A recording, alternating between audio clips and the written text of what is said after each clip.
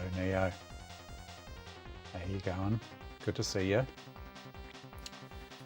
It's going to be a rambly, probably all over the place stream tonight. It's going to include a bit of hardware, operating system, installation, general farting about. Yeah, you can hear me now. That's because I just switched scenes there. Good to see you. Can't see you, but you know. I've got Potato Vision Capture Commodore 1084 monitor, 1084S actually, monitor, workbench. We've got the 1200 sitting down here, which you can see just there with that's the Mountain CD7 with its clothes off there. I'll just get you a real-time view of that one. Hopefully that's real-time. Yes, it's real-time. Look at that. The wonders of modern technology. So yeah, this thing's really cool. The reason I've got the lid off at the moment is because I'm cleaning the lid. It's in a complete state. But I thought, yeah, I think it's safe enough to use without the lid on. I was kind of hoping we could see a little bit more, you know, the working.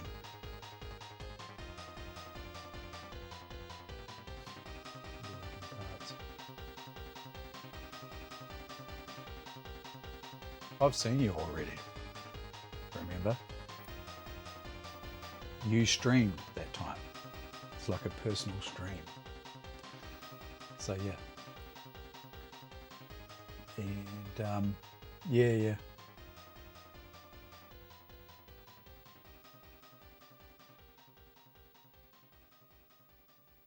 Isn't it SOP?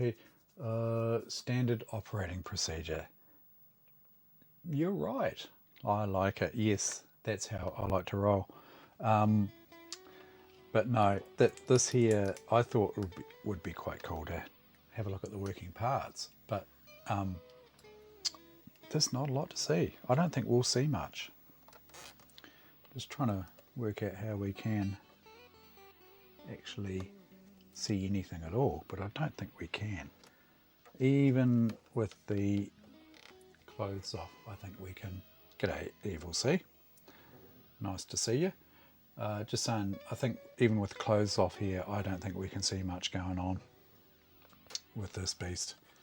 But she's fairly safe to use, I would say, with the lid off. As long as I don't drop anything down into it, you can see there that it's all fairly safe looking. Yeah.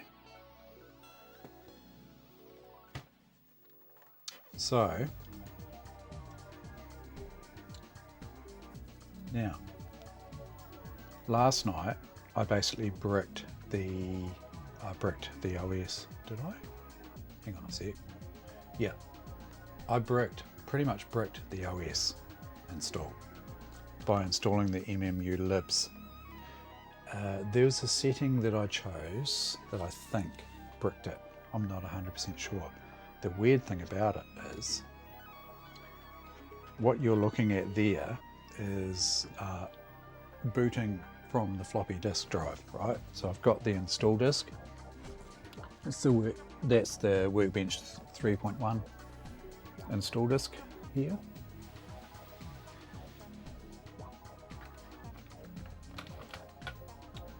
If I eject the disk there and reboot the system, you will see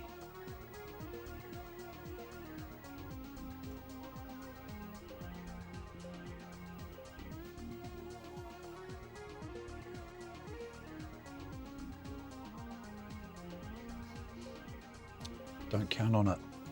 I potentially could drop something.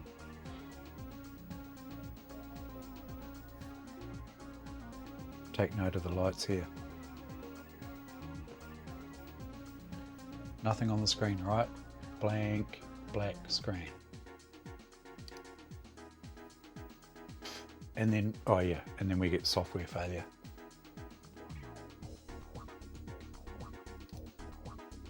Handy, right? And then a reboot.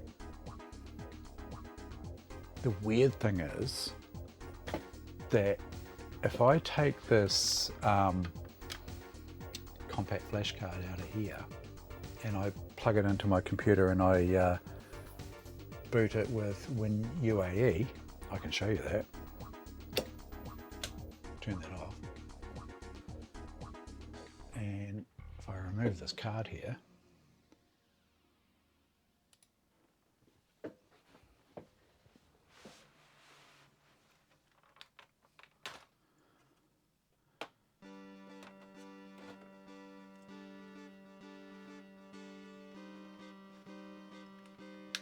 I'll prove to you.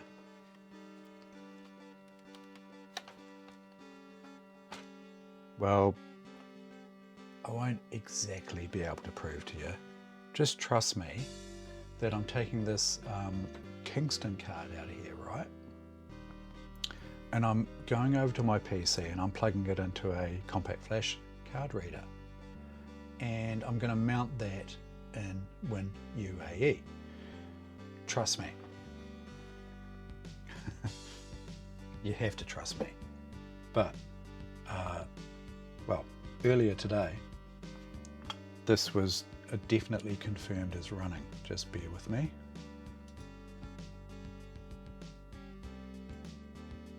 Just ejecting the one I've got in there, plugging in the Kingston compact flash, and we are cranking up WinUAE here. Right, this is WinUAE for those who haven't seen it before. So pretty much if I load a configuration, I'm just going to load the default. This is my clean Amiga 1200 config here. I've got a hard drives. I'm just going to remove that one, and I'm going to remove that one. So we're starting clean here, right? Add a hard drive. It's an RDB 3.7 gig, so you know, virtually 4 gig. Generic compact flash.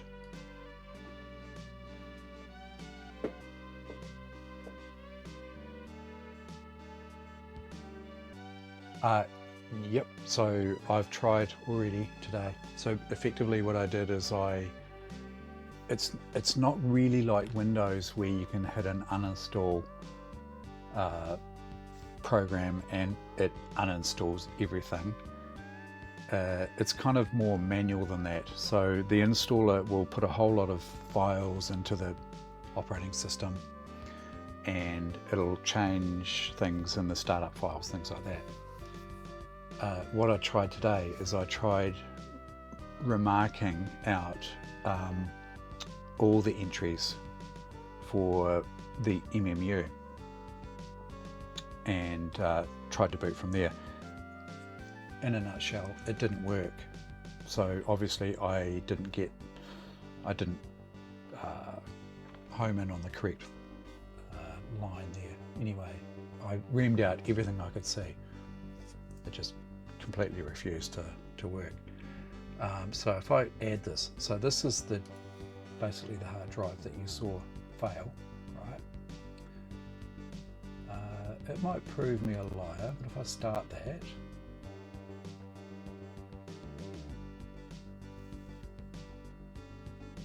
hang on, you're not seeing the right screen.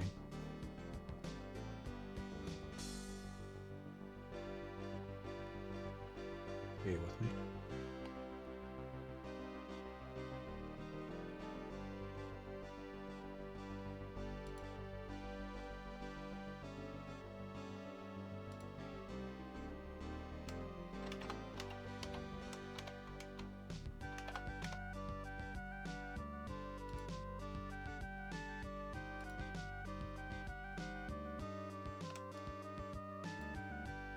This is the actual emulator here running. Right, it boots. It just boots.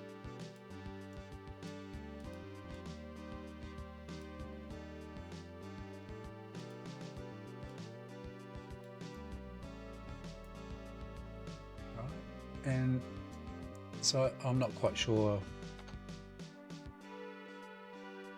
yeah, what the difference is here, because, you know, if we go have a look here. So if I edit the startup files,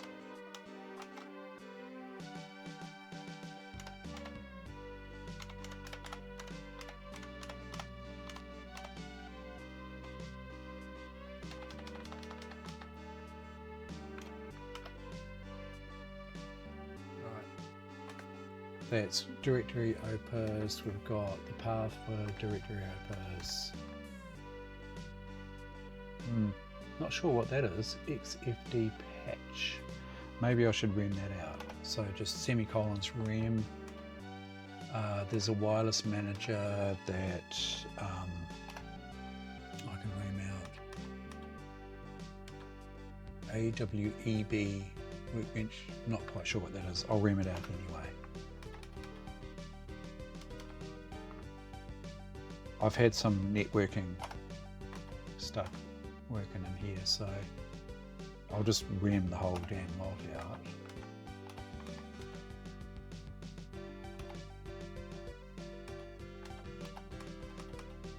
Squirrel CD-ROM, that shouldn't be causing any problems, but maybe I'll just rem it out anyway, right? Look at all this. I mean, it's not stopping this computer, you know, in virtual computer, in quotes, from booting. Oh, look at this, I haven't remmed that out. New tools. Oh, I thought I had remmed this out earlier. Save, right? Okay. And if we edit that again, we should see that everything's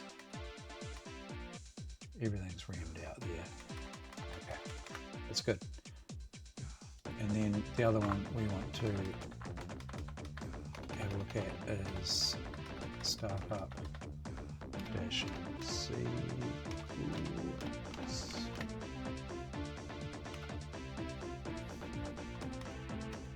That one's fine, that's fine, that's fine, that's fine. So is that, and that. That's fine.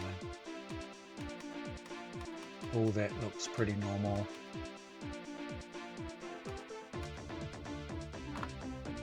Compact flash device, that's for the squirrel. Yep, that's fine. Monitors, yep. So I'm really just looking for anything referring to the MMU in here.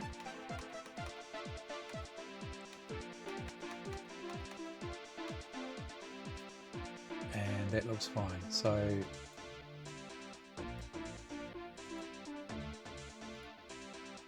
let's just make sure that that's still working in emulation here.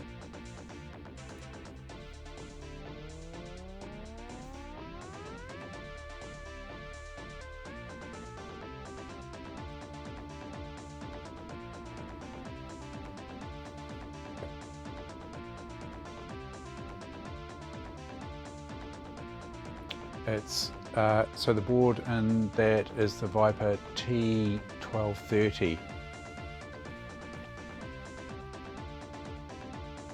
It's an A1200. It was working fine, absolutely fine, except I didn't have MMU enabled, and I installed the MMU and it bricked the bloody OS. But there was one setting in there I wasn't 100% sure of, and yeah, I think that caused the issue. But the interesting thing is that it's actually running here, right, in this bloody emulator. So if I restart that.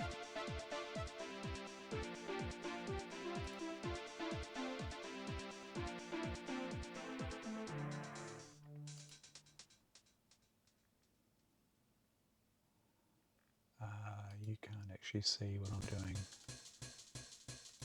with that one. Not quite sure why. Anyway, so what I'll do is I'll eject the disk here. You saw it running, right? Eject.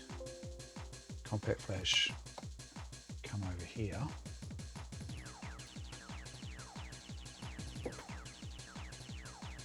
Plugging in compact flash card.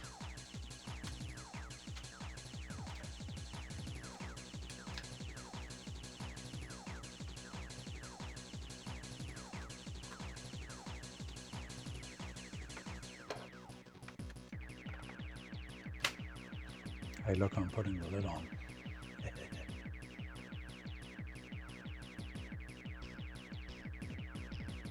Yeah, that's the next thing to look at.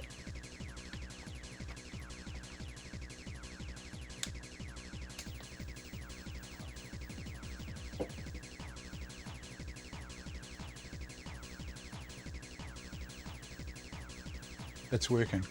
Okay. I've got it working. So I think it was that line. I think it was that line that I hadn't edited out properly. The one that I missed. Yeah. Bearing in mind that when I was doing this, it was like midnight, half past midnight last night. And then, yeah, 6 hours sleep later, I can do it, right? Yay. Problem is, next problem is, yeah, well, I'd had like 6 cups of coffee yesterday. And, yes, by about midnight I was getting a bit worse for wear. But if we go here and go to tools, right? So the whole thing that started this was sysinfo, right? Because I was doing some benchmarking. And if you have a look, oh, MMU, yeah, so MMU not in use, right? Go speed here, test the speed, MMU not in use. And we're getting 4352. And if I consult the book of armaments here, what was I getting? 4352. Yeah, exactly the same as last night. Right, so that's the 030 Accelerator running, but not the MMU. So what I want to do now is have another go at installing the MMU, but maybe we'll choose a different option.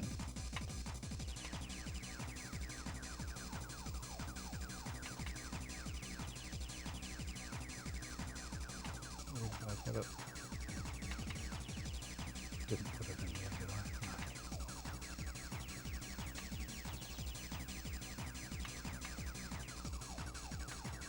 No. MMULib.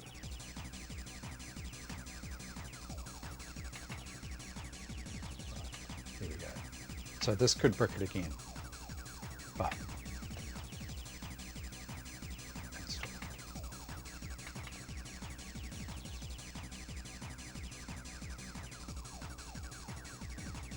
yeah, that's right, exactly what I was trying to do. So I was trying to enable and use the MMU.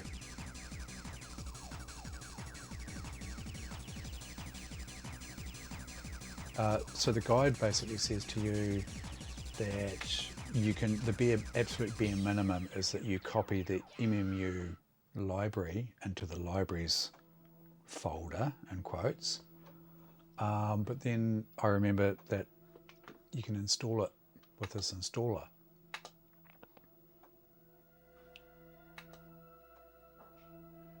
do you want, so effectively what I could have done maybe is I could have just referred back to yeah, this old drawer and restored the files from there. So keep that in mind. Effectively what I could do is just copy everything out of here back into there.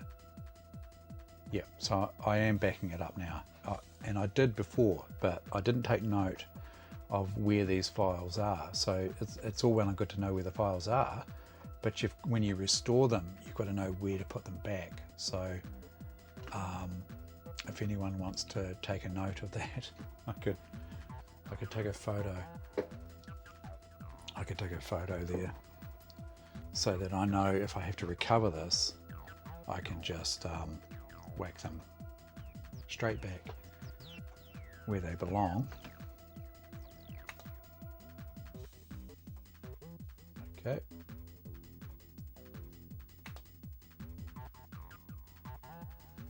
Yep, read me first. Okay.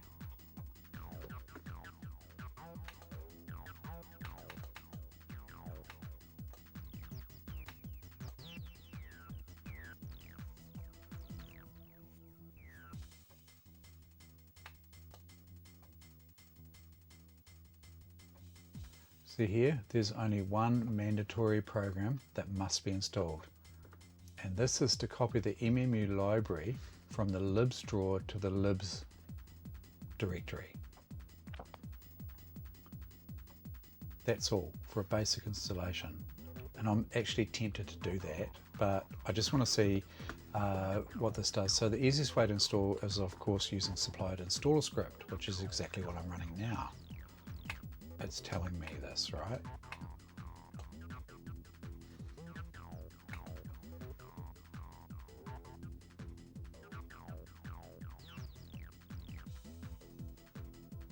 Do you have a phase 5 accelerator? No.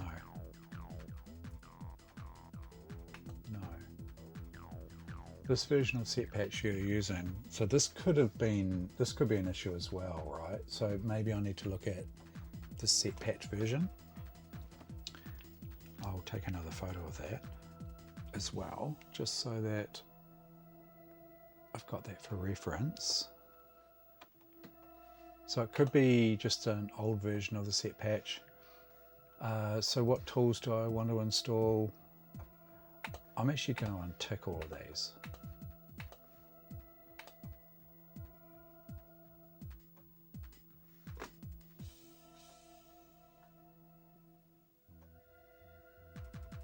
Yeah, taking photos.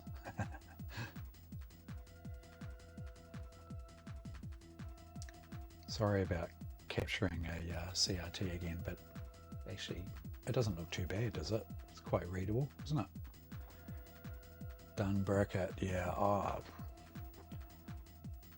it's been bricked once before. Another bricking won't do it any harm, I'm sure.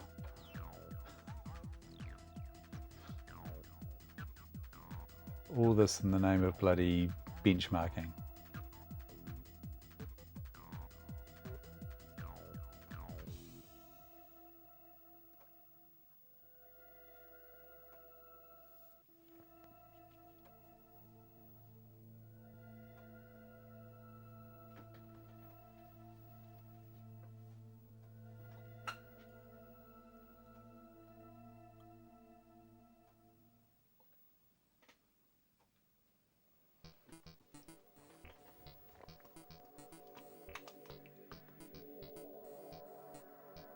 MMULib can be found in your sys file drawer.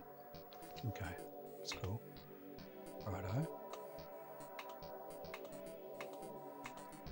Next question is it enabled?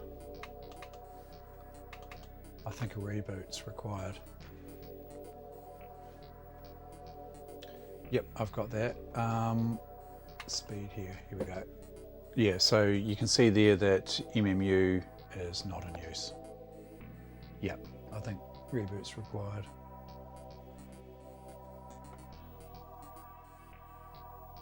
4352. Same. Okay. Let's see if it reboots.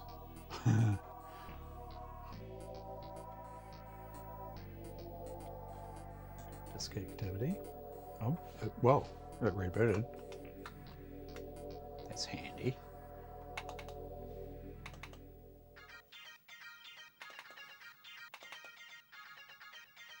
Not in use. MMU, not in use. Not sure, to be honest exactly, you know, how much, but the MMU is not working. So maybe I should have a look and see whether those libraries are actually where they should be. Let's have a look here. So it's the libs folder.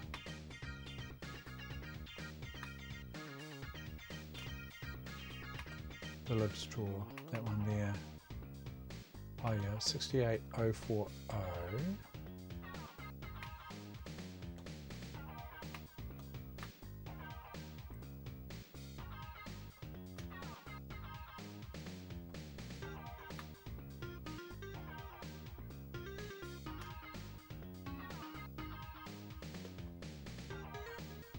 MMULib library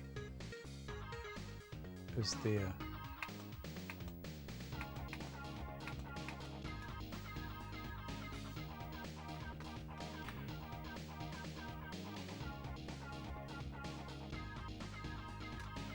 Show by date, yeah.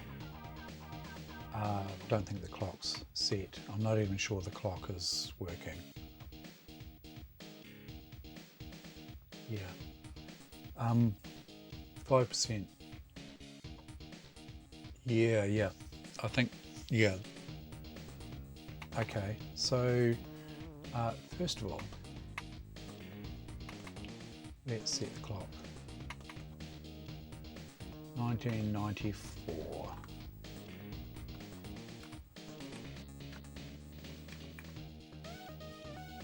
Years ago, eh? August. What are we today? 17th, yeah, is it? 17th? Hours. Must be. What is it? Yeah, 17th, 8:57.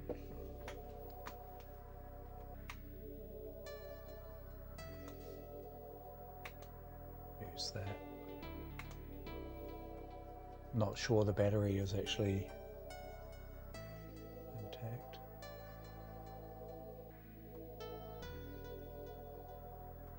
Yep. So let's copy in. So we've got the 040 library there, but if we go back here,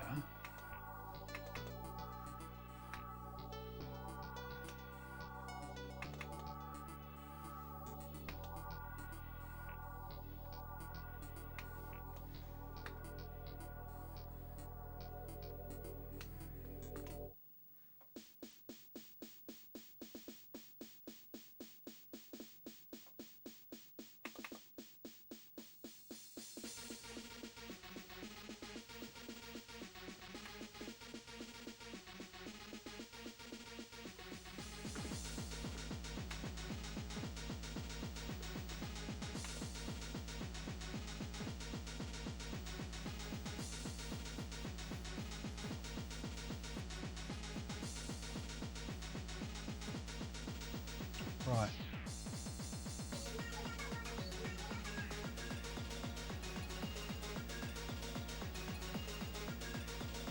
Where the hell are these files? Contributions. Yeah. Oh, libs, right. That one. So if I just drag in at least that one, right?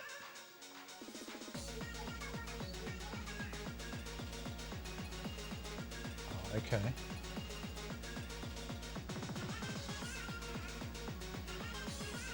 BB benchmarks. Let's wait that one in. Let's try a reboot there.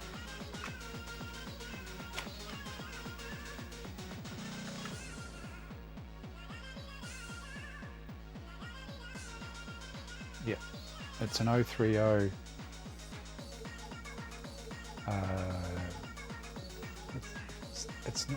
It's not an RC, but it's not an LC either.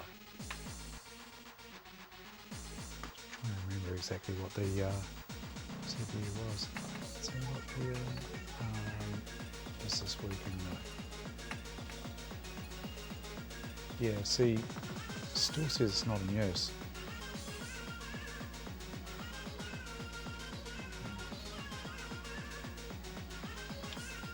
Not quite sure how to get that running, to be honest. Normally it's just install the MMULibs. I've actually never had this much trouble getting that to run. Yeah, so I'm not quite sure what's going on there.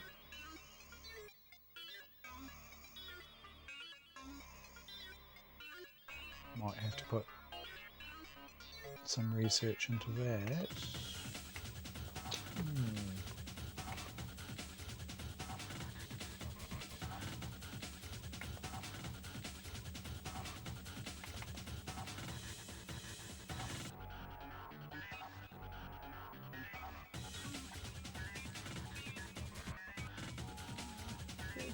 Question.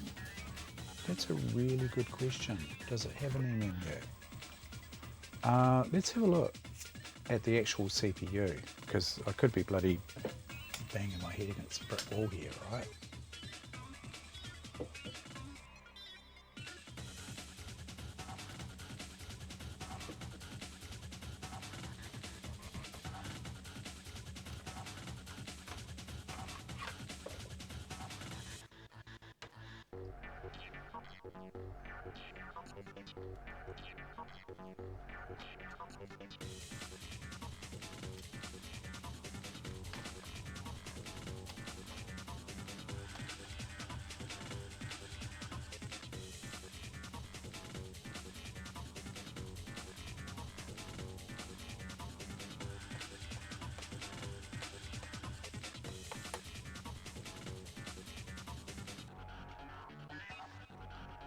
There's a potentially bloody flat coin cell battery there. I should get the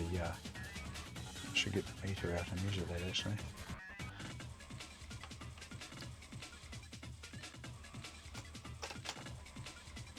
Let's have a wee look here. We have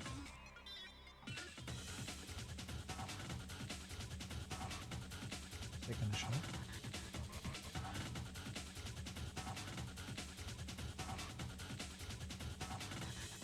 Is it going to focus? Possibly not. Let me read it out to you. It is an RC, so it's an MC6. Oh, hang on. No, that's the math coprocessor, right? So it is an MC68030FE, F for Freddy, E for Echo, 20B. And so does that, I mean, do any of these CPUs not have MMU capabilities? I don't know.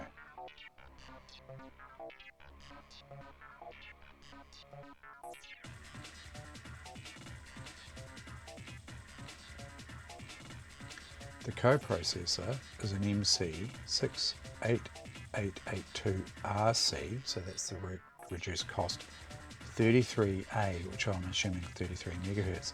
We established last night that this 20 megahertz, or what we thought was a 20 megahertz part, is actually a 25 megahertz part.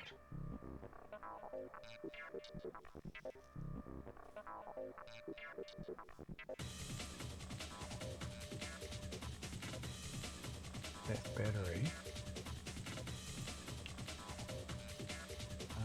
Just seeing if there's an easy way I can measure that.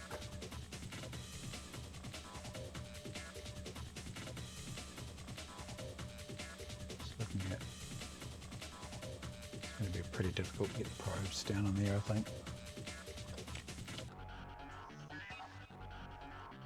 Oh yeah, I can see a point there where I can measure it.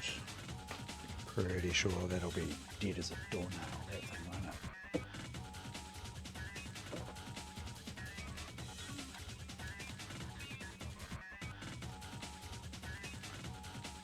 What do you reckon? Do you want to, yeah, can you look up that CPU part and see whether, I mean, MMU, is it normally part of the CPU? Is it normally something else outside, you know, on the board? I just don't know.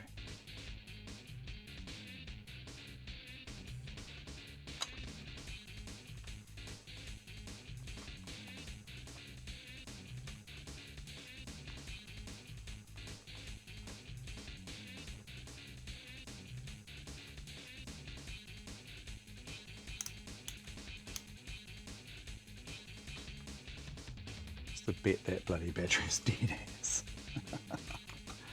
Here you go. You might be able to see it from there.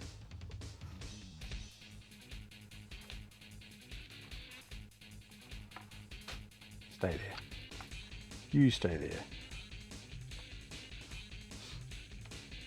Okay. Negative.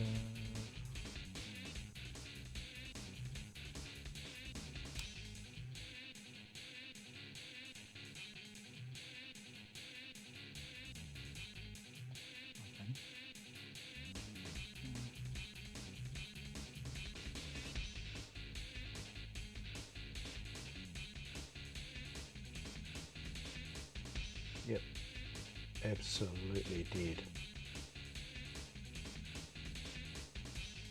Okay, thanks. FE does have an MMU. So next question is, why is my MMU not running?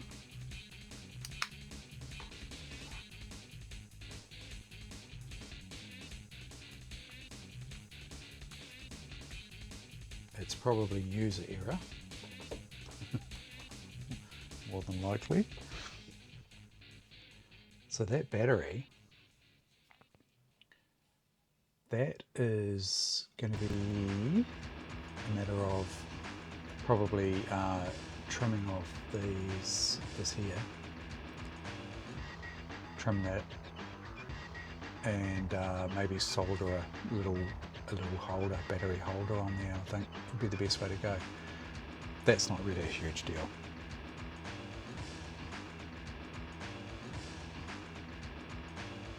No, not hardware level switch, no. So basically you enable it by installing the correct software. I think that's the way it works, as far as I know. Evil C will definitely know more than this, more about this than what I do, I'm sure. But my understanding is to enable that MMU, you need to have the correct, it's kind of think of it like drivers, you know. You've got to have the right drivers installed. And that's that MMULibs.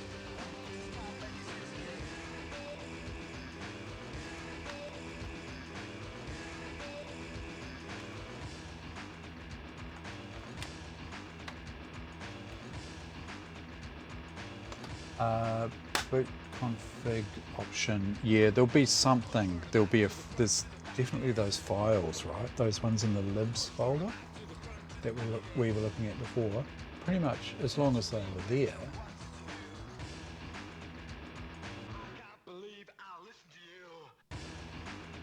Oh yeah. Yeah, I wonder. So that's a Viper T130 Accelerator board for Amiga 1200. Okay. Next question. All right. How do we'll need to work out how to transfer that to the computer.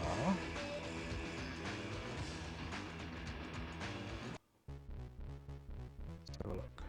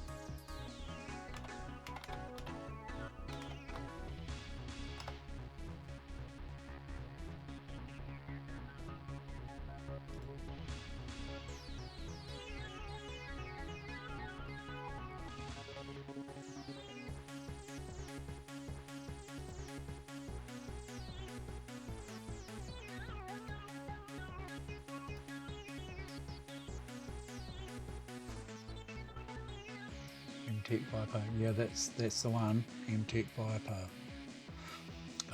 DMS. So what I have to do there is I have to, yeah. I wish they put ADFs up. It's only 149k. Driver install disk. So look, I'll download that.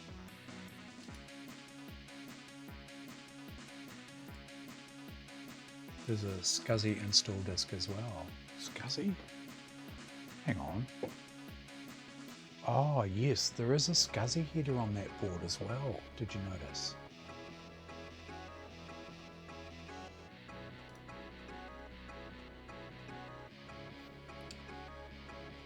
We'll have a close look at that in a second.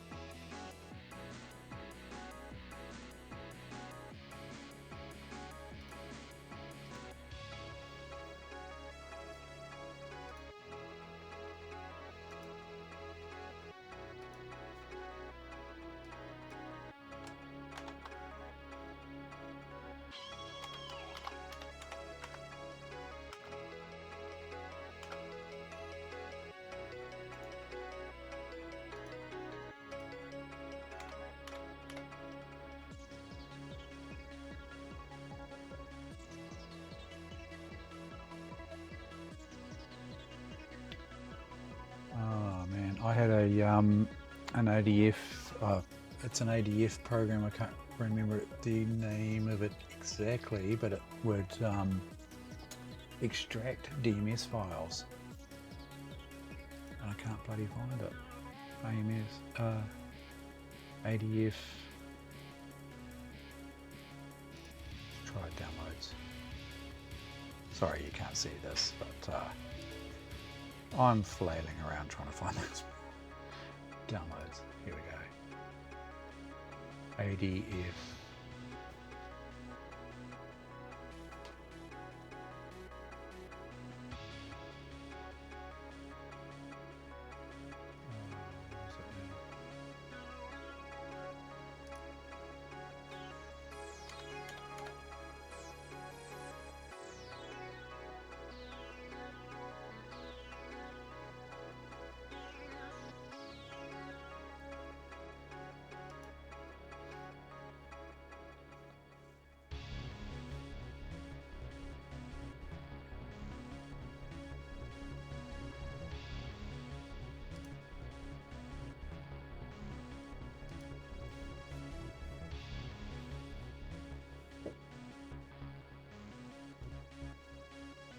Yeah, I'm looking for a utility to extract a DMS file.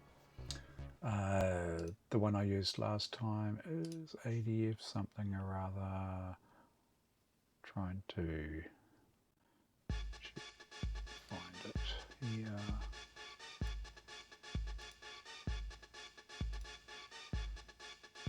ADF Workshop.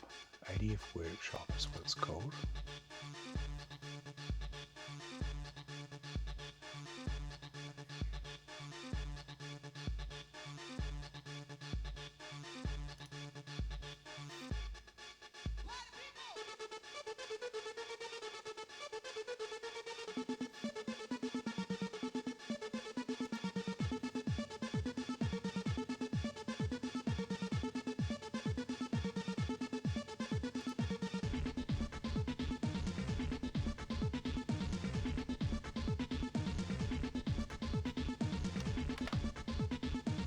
Okay, found it.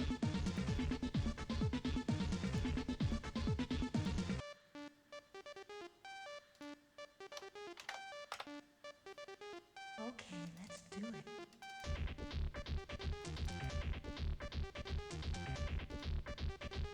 Okay, let's do it.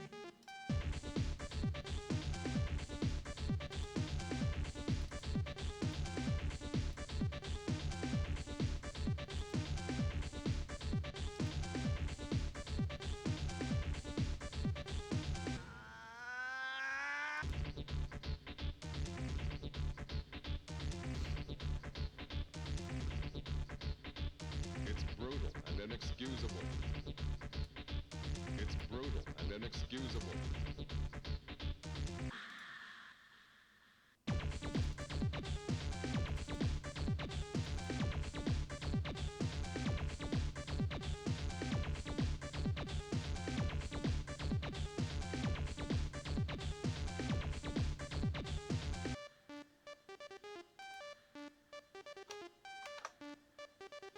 Okay, let's do it. 262K. I should be able to just copy that through to a floppy. Okey-dokey.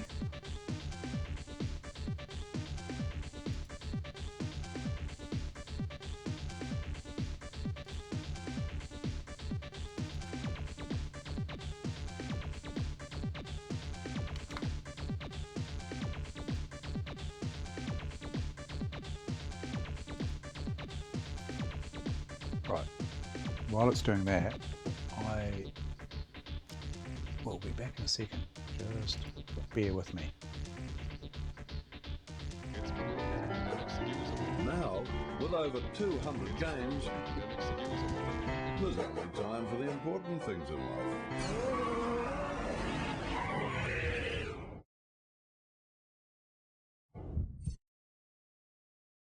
Microsoft, ready to play.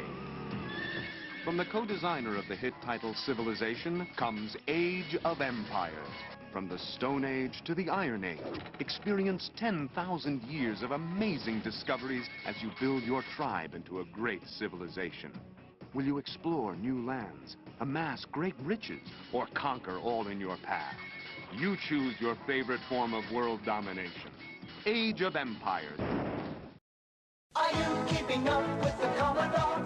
'Cause the Commodore is keeping up with you. The world's #1 selling home computer is now in a family pack, the Commodore 64, plus data cassette and joystick, 4 software programs including Introduction to Basic, a teach-yourself program for the whole family. The Commodore 64 Family Pack, a value of $700 for just $499. Are you keeping up with the Commodore? 'Cause the Commodore is keeping up with you. Aren't you astronauts? Yes, ma'am. We like to compare notes with Stevie on the new space station. Hi. We're the Pointer Sisters. We need Stevie's help with our new album. The Amiga computer. What can it do? Well, what do you want it to do? I need some more help. Mr. O'Neill. Upstairs for a store on the left.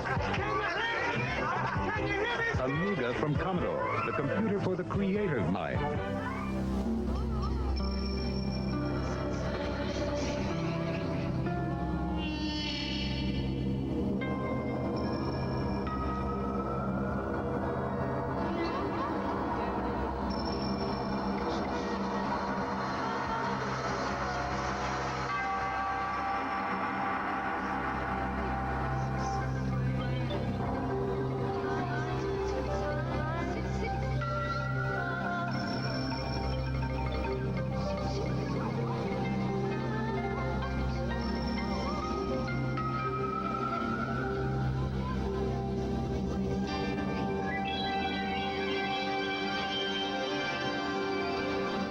experience the mind unbounded. Amiga, the first personal computer that gives you a creative edge. Okay. Right, the files have extracted. Now, the other question is, do we have CrossDOS up and running here?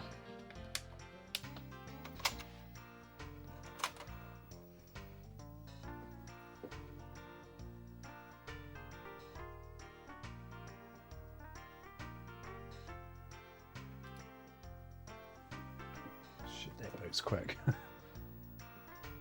Magnavox. Oh, I'm not sure what you were watching there.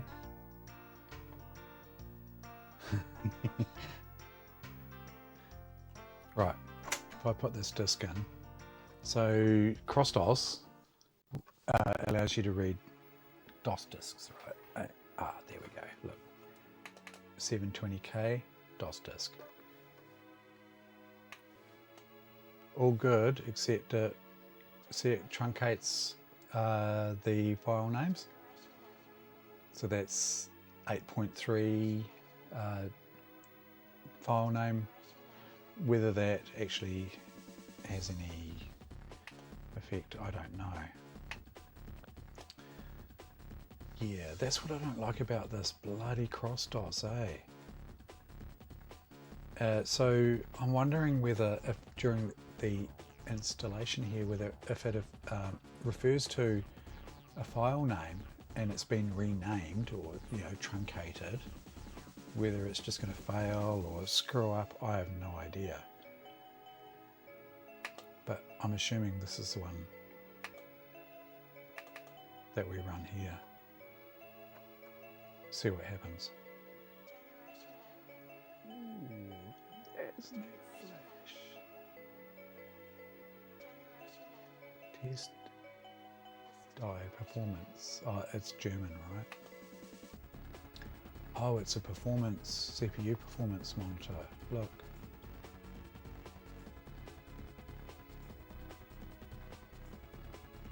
CPU performance 10. Memory performance 8.3. Floating point 5.8. That's cool, isn't it? Okay.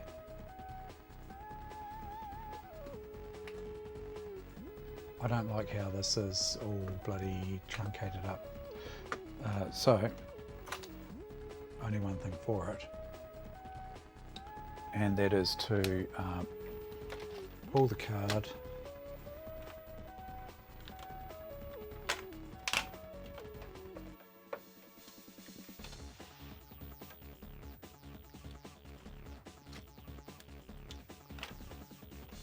pull the compact flash card and bloody dump it on there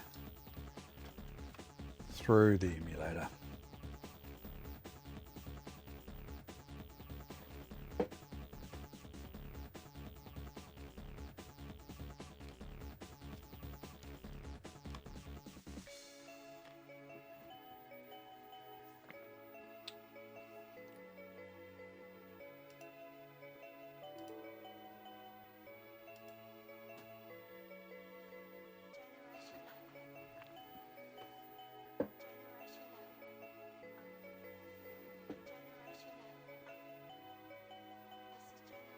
Cats, what are your cats doing, man?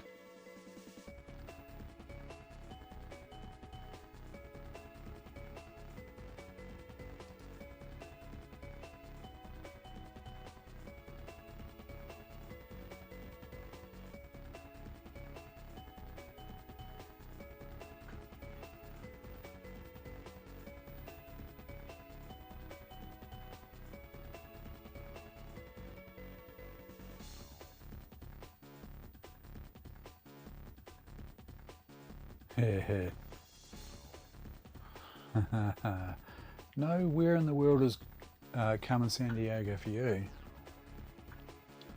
Cat's got different ideas. Okay, so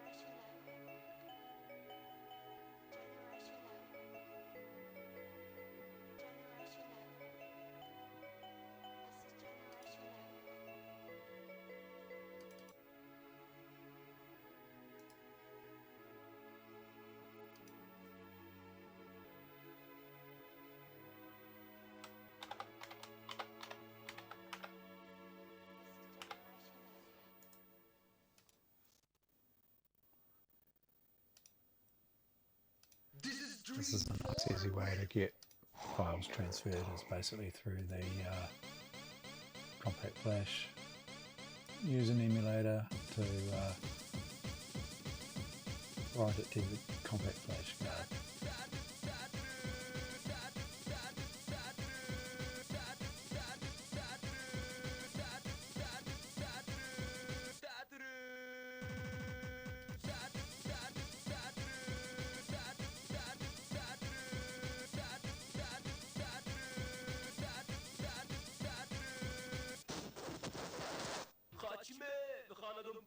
And there it is.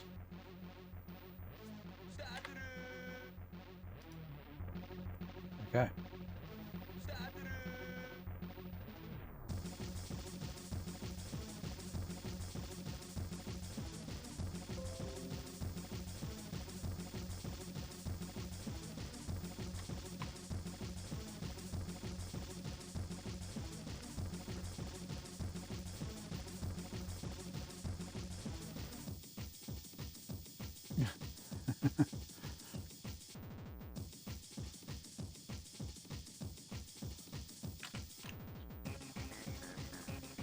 Okay. Put flash back on.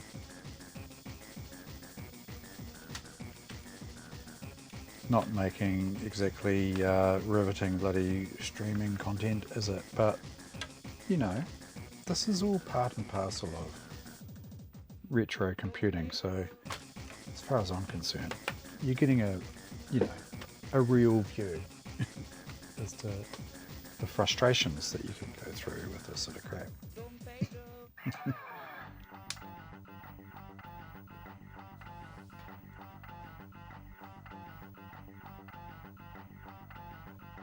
Yeah, that's one thing. Alice would probably increase my viewership though, I'm sure.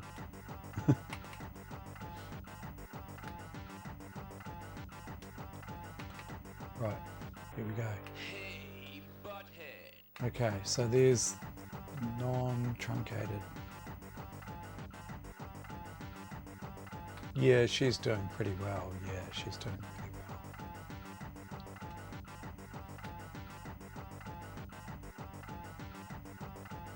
Right, showing all files. Oh, it's sysinfo. They've put sysinfo on here. Set CPU. What's the text file say? Anyway, set CPU. Give it an argument.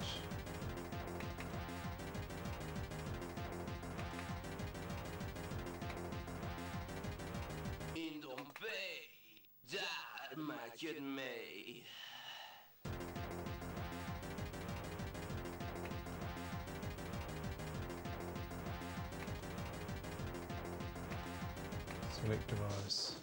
Oh, what's that? Oh, okay.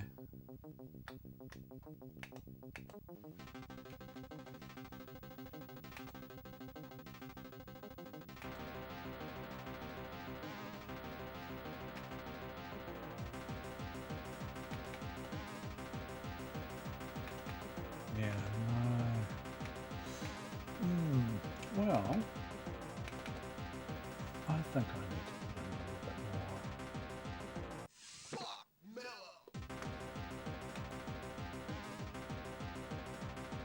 Search this some more here.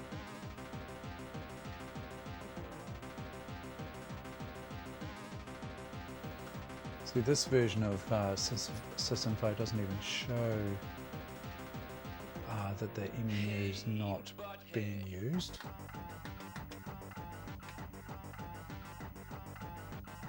Or 357, that's pretty much the same as what we had before. Oh, here we go. FPU. CPU. No, it's not showing it. MMU, yeah, there we go. MMU off, right? MMU off.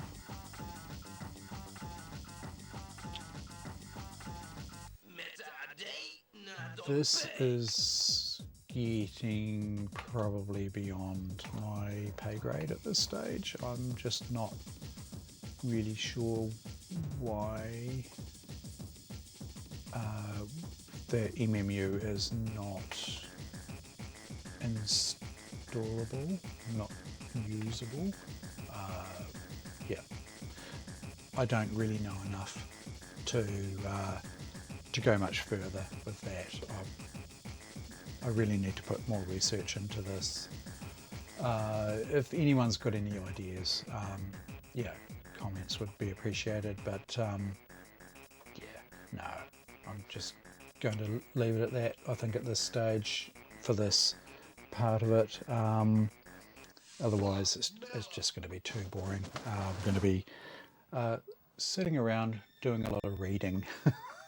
So we'll leave that for another day, which is a bit of a bugger. I really want to get into some benchmarking for these computers. Yeah. What else can I do?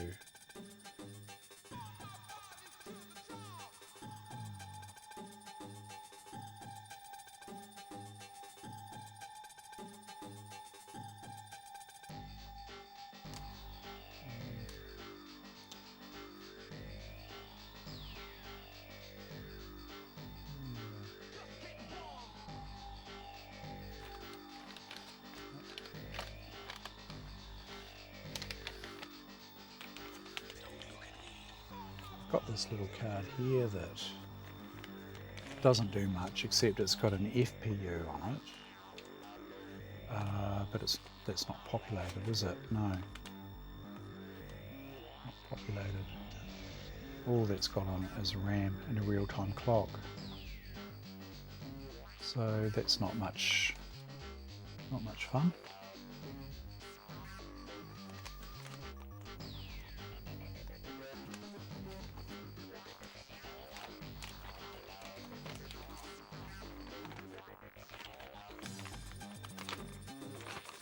Oh, I did find the Amiga 600 card I was looking for.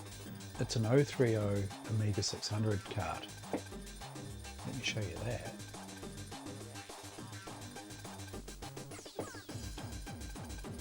It's got a dirty old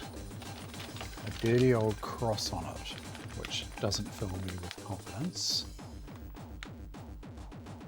See that? 060 030 card. See if you can see that a little bit clearer there. But this dirty old cross here doesn't fill me with confidence. And this is one of these cards that you push down over the CPU on an Amiga 600. Almost tempted to grab an Amiga 600 and give it a go, just to see. But if we have a look here, there's a little plastic protective sheet on the back there, and this here is the socket that pushes over the what is it? Is it the PLCC? It's like a quad flat pack CPU. Pushes over that, and I think they're notoriously unreliable just for that fact that they've got the CPU socket here that pushes over. This is original old school, right? That is a 68030 RC50, so that's a 50 megahertz 030 for the Amiga 600. I would really like to see if that works. What I'm noticing though is, I'm not sure if it'll come through on the camera very well, but if you have a look down here, it's almost like this white residue is you know, like CPU paste or something, and it's sort of all over the pins and, you know, down here. Sort of wondering whether, could that be the cause of the issue, you know? Maybe these, and this here, it's looking a bit, sort of, quite a bit of residue around there. There's a pin there that looks a little bit dodgy. And I'm sort of just wondering if maybe cleaning that up might actually bring it back to life, or is it just a matter of bloody plugging the thing in and you know, and it's going to work? I have no idea, but pretty keen to try that actually. So the thing is do I have an Amiga 600 handy that will allow me to do that? Let's just take a little look. I'll go and have a wee quick search. Oh, before I do that, sorry. These capacitors are capacitors that I removed from an Amiga 600. Not the one that I'm probably going to go and get, but a 600. These are some of the through-hole caps, and I was curious to know whether they are holding their capacitance or not. And I've got this little tester here.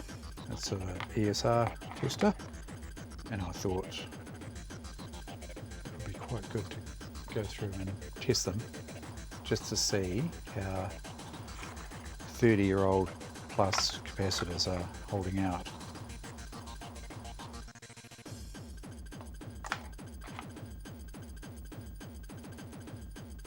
So that is a 470 microfarad.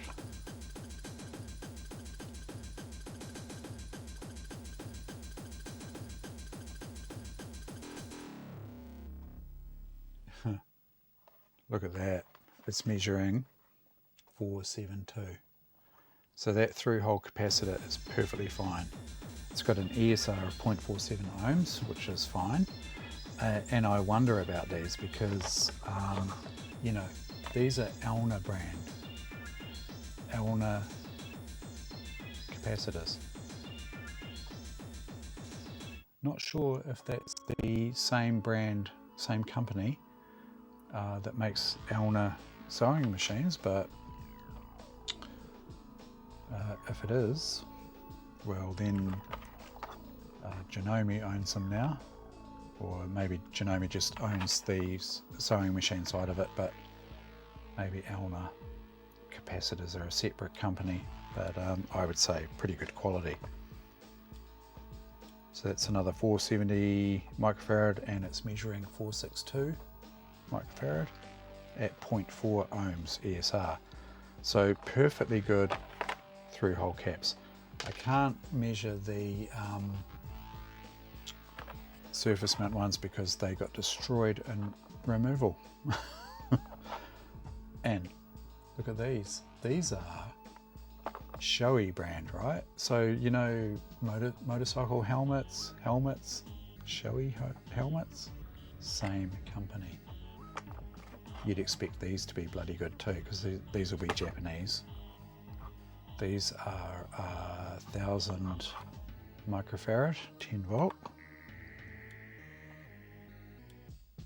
978 microfarads, no problem.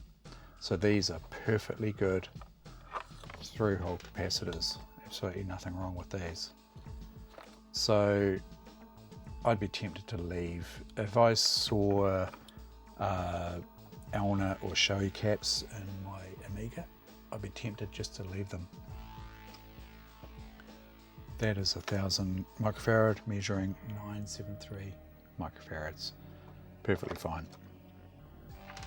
Perfectly good caps. No reason to change those whatsoever. Okay. Let me go and grab an Amiga 600 and see whether we can get this accelerator to work. Back in a second. We like to compare notes with Stevie on the new space station. Hi, we're the Pointer Sisters. We need Stevie's help with our new album. The Amiga computer. What can it do? Well, what do you want it to do? I need some more help. Mr. O'Neill, upstairs first door on the left. Amiga from Commodore, the computer for the creative mind.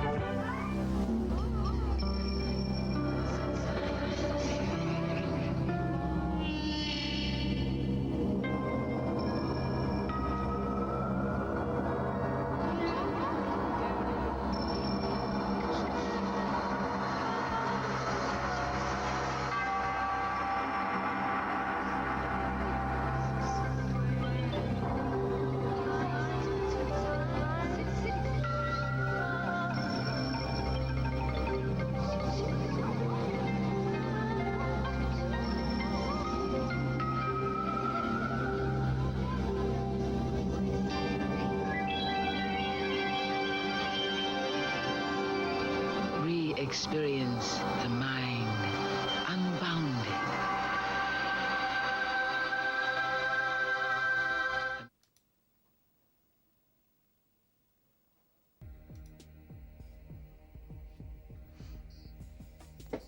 Okay.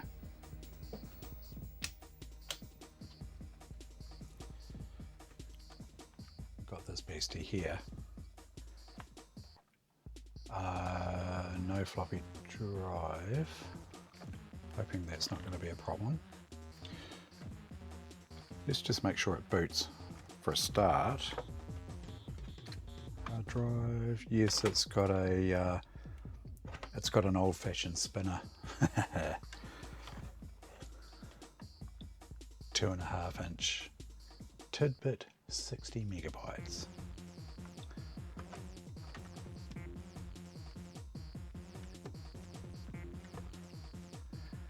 Been recapped.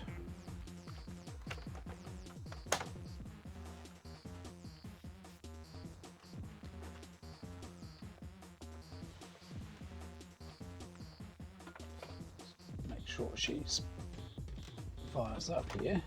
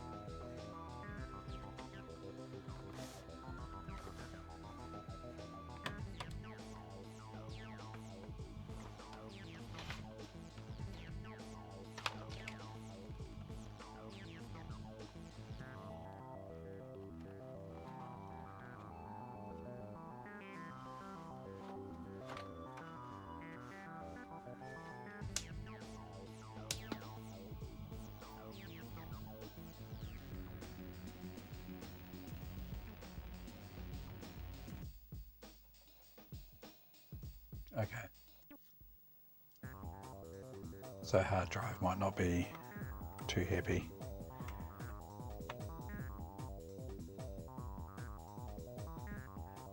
I can hear it. It's trying to spin up.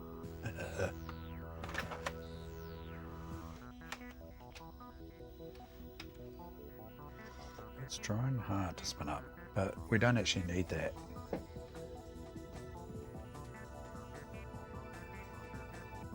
At this stage, all we really want to do is plonk the accelerator on and see whether she'll boot. So I'll just remove this. I've got a compact flash to IDE adapter that we can shove in here anyway. So there's the processor there, right? So that should just push over this.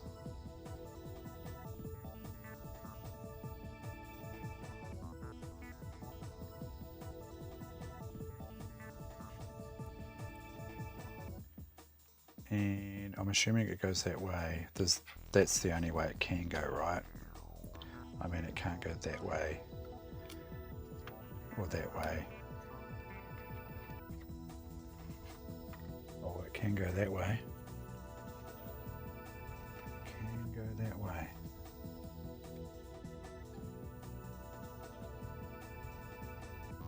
I wonder if someone tried to put it on the wrong way around, or it goes that way. I would say more than likely this way. But just going to do a quick check to make sure that I do get that right.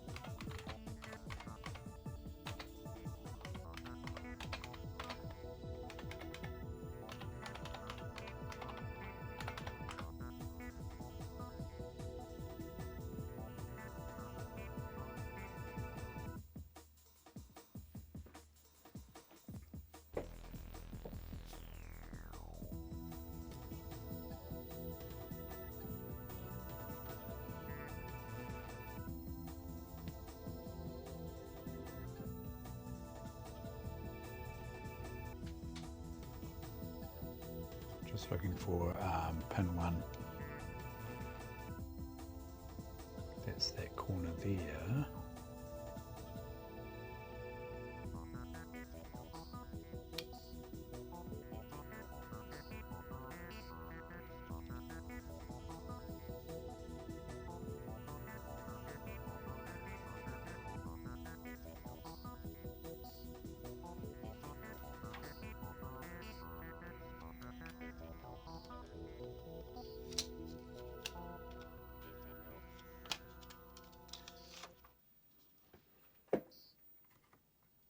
Doesn't go that way. It definitely goes this way here.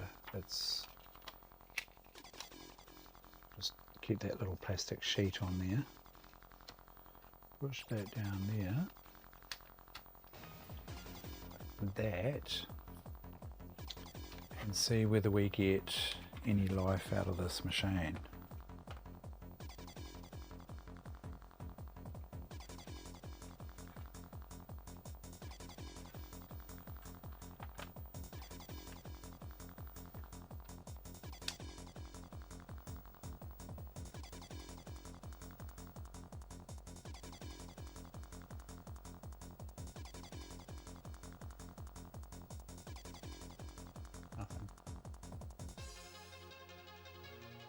Zip.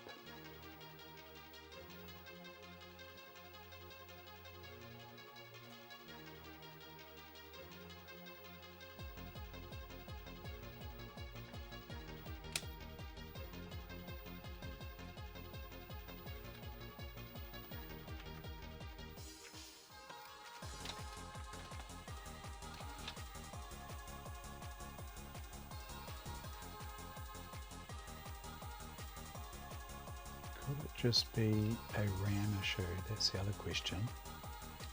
If I remove the RAM,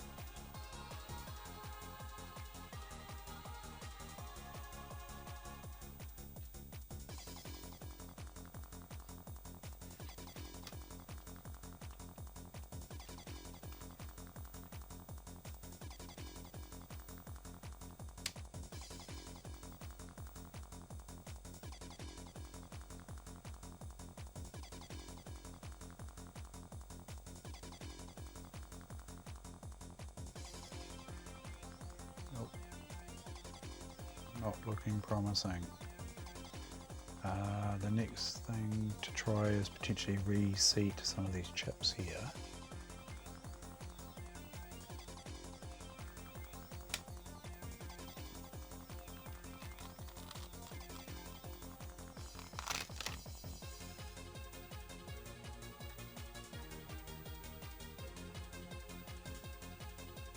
Reseat some of these. I can see this socket here is cracked.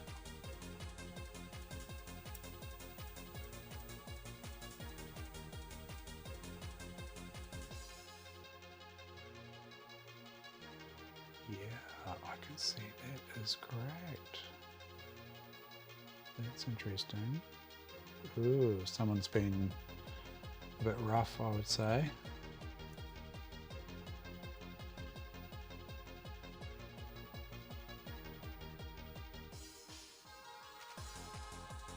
Big crack just here on the corner. So potentially, is that a ball grid? That's not ball grid, is it? How the hell is that mounted though? That must be like surface mount, yeah. But I would say that someone's probably got a screwdriver down on this gap here, and they've levered this and cracked that bloody socket. That is actually just the coprocessor.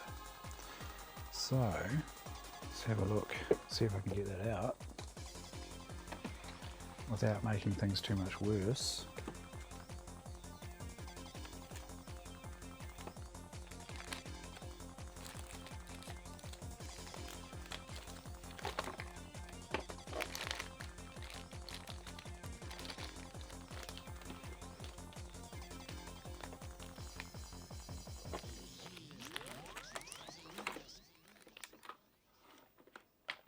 If I can find the right tool.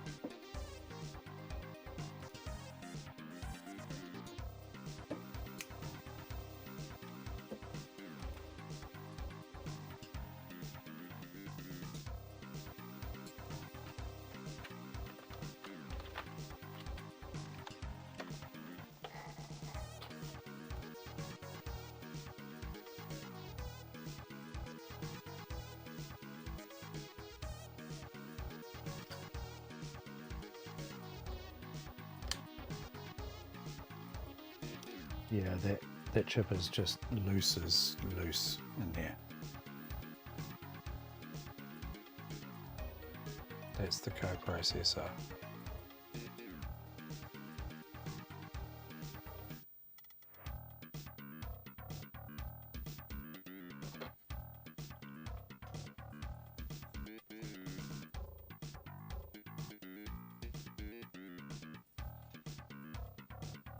Two chips here, three.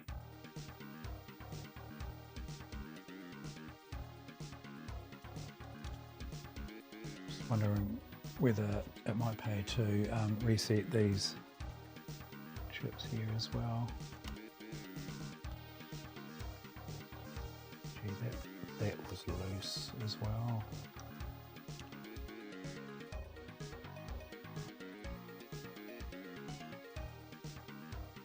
maybe even just removing and reinstalling these might kick it back into life. Who knows? It's worth a try.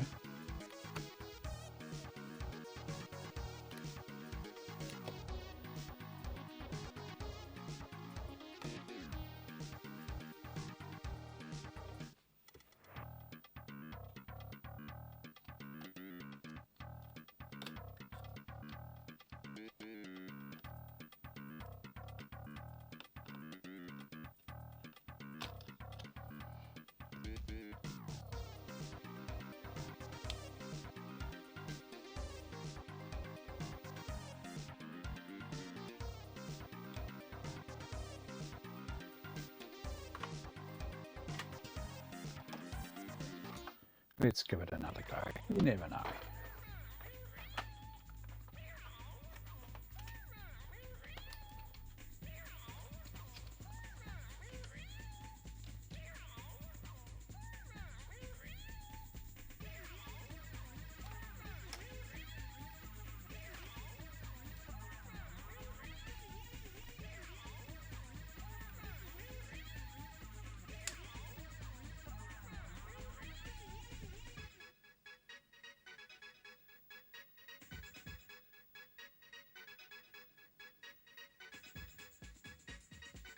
Yeah, I think she's dead. I think she's dead. The other option is maybe I need to set the pins on the card to let the computer know, or this here, that it's got no RAM. Okay, that's without the card in. Do I need to set this? What do these jumpers do?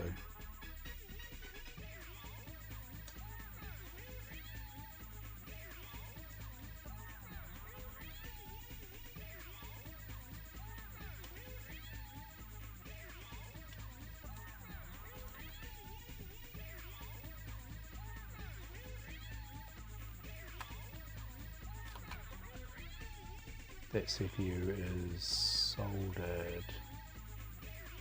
Yeah, soldered into the board there.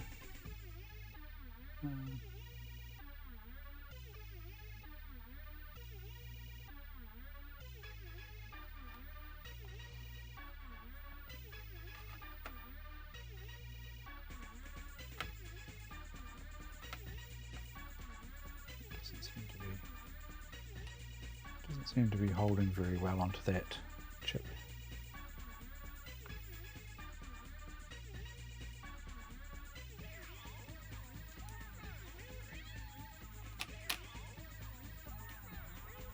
I wonder whether maybe even just cleaning these pins there, that might actually help.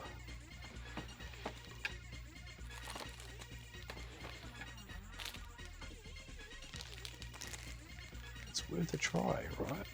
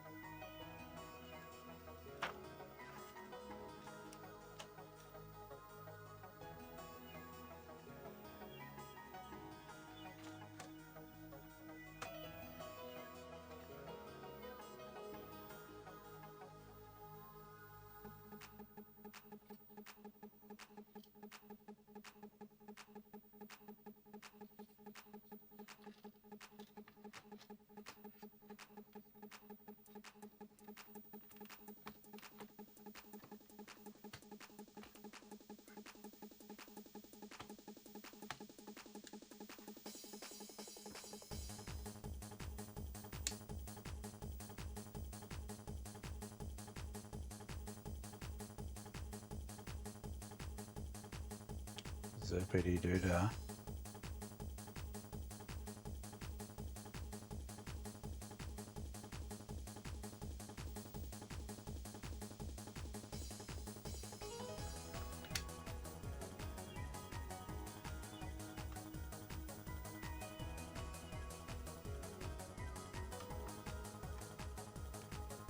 I know these have been notoriously unreliable back in the day. Oh, oh.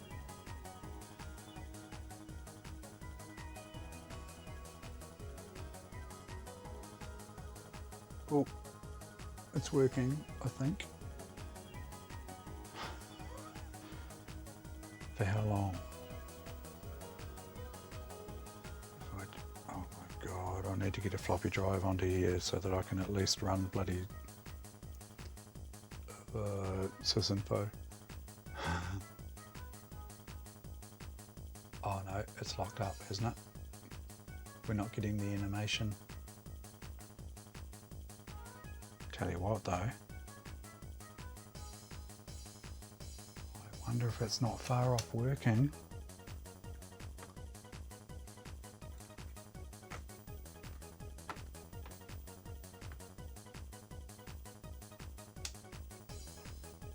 Oh, it's going to work again.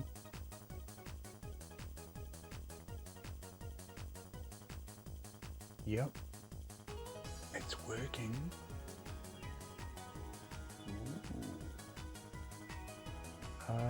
So what can I do now to get this thing to boot? I don't have a floppy drive in here, that's the thing. Should I just pull a drive out of another machine? That might be worthwhile. Or I've actually got a hard drive as such for the Amiga 600. Let me see.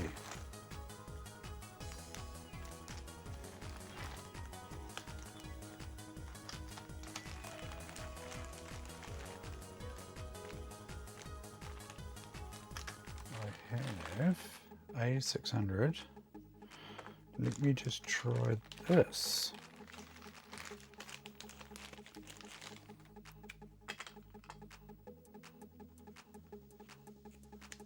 An Amiga 600 with an 030 in it. That is cool. Now, let me just try power cycling that just to make sure. Okay, yep, it's looking good there.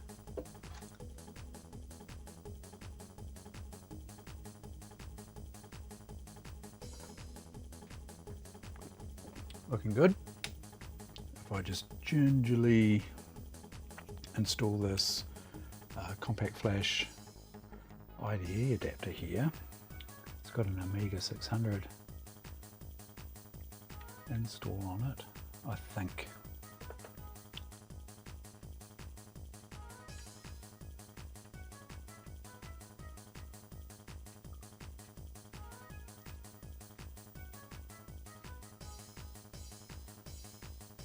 Try and get that on there without bumping the accelerator.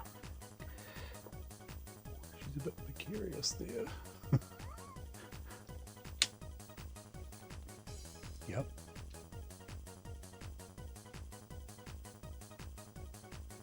Is it going to boot?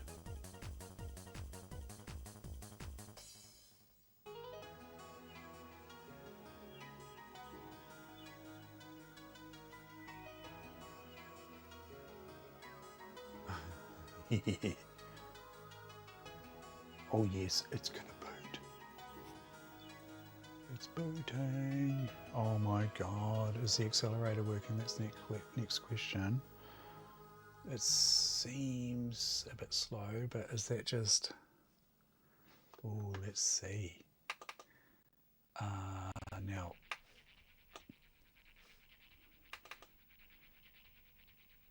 show config. It's working. Look, processor. Oh my god. Oh my god. It's working. 68030 with a 68030 MMU.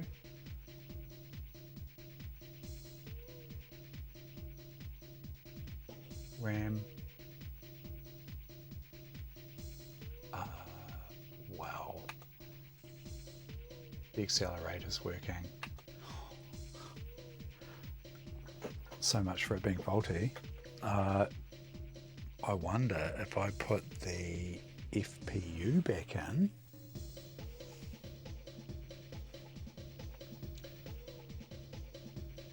yeah, good question. So I just need to precariously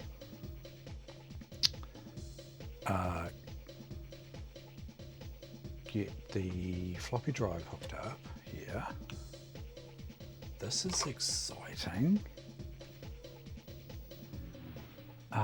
Okay. If I hook up a floppy disk drive, external, without bumping anything, because I suspect that this is quite a precarious setup here. And I can run sysinfo.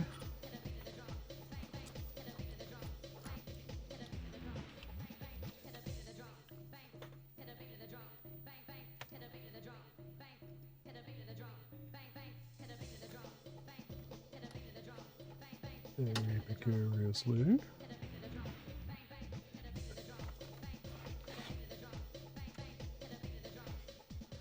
I love it. I love it when I find things that are marked as bad, and you persevere a little bit with them, and you work out that they're actually okay. I love that.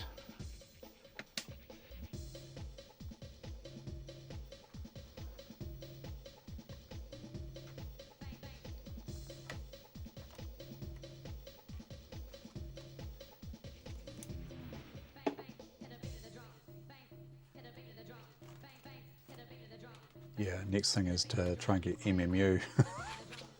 I might leave that for another day, but let's have a look here as he searches through floppy disks. And then the next thing is to whack the RAM in it. So be it this bloody disk is right at the bottom of the entire stack.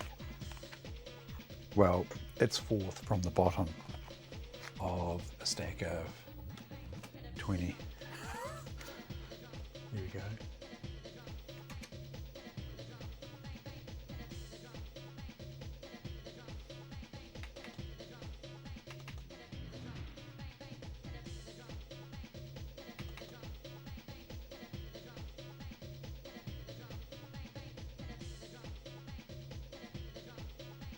Oh yeah. Speed. Here we go. 030 Amiga 600. That's so cool. Oh. Well, that's disappointing. Hang on a second. Dry Stones 665.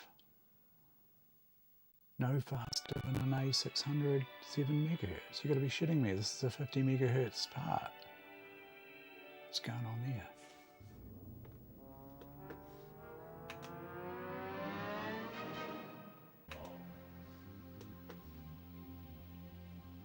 Let's have a look at the memory situation. So we've got a meg of chip RAM, and that's it, right?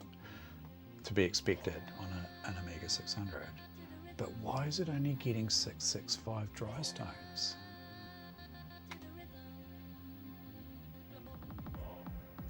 It's picking up the CPU, you can see it there.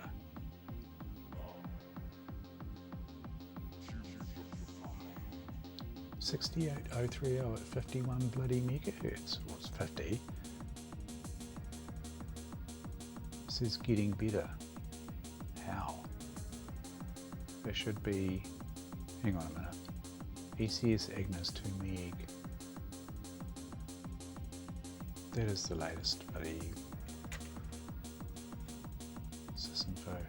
Yeah, 4.4. I would have thought I'd be getting better performance than that there. What's going on there, man? Let's gingerly whack the FPU in there.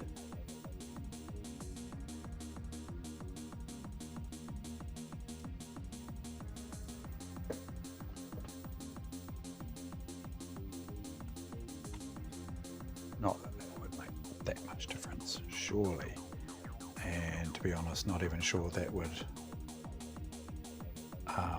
make a connection here with this socket being broken, but you never know.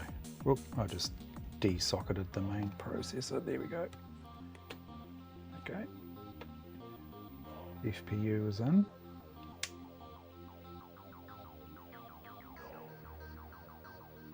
Not booting. Not booting. But is that just one of these socketing issues?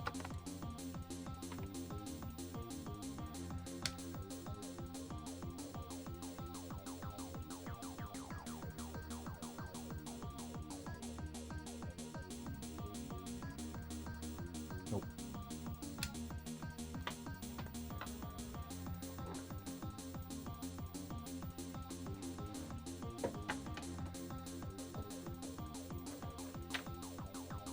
Call this FPU.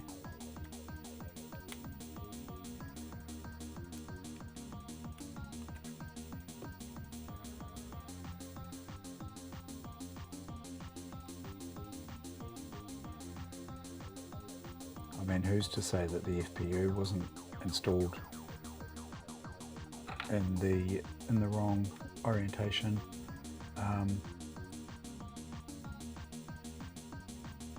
See if we get a boot. Yep, we do. Okay.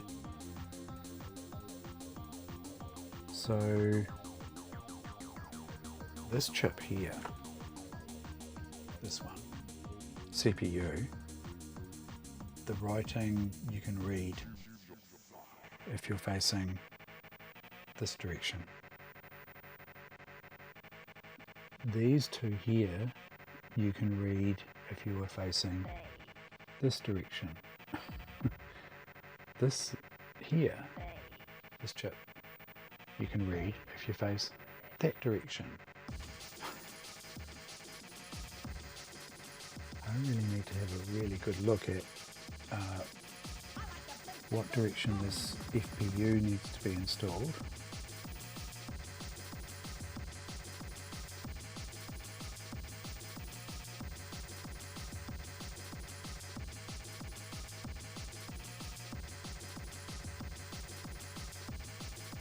There's a dot here.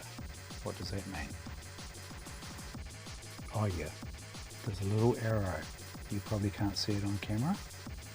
There's a little arrow on the socket right here.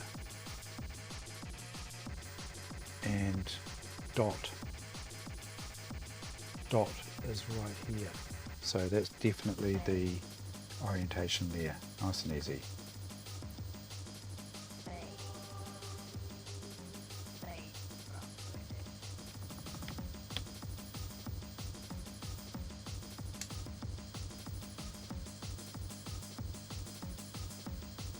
So I reckon that just the fact that that CPU socket, sorry, the FPU socket is broken, I think that's what's one of the causes of this issue. So I remove that again.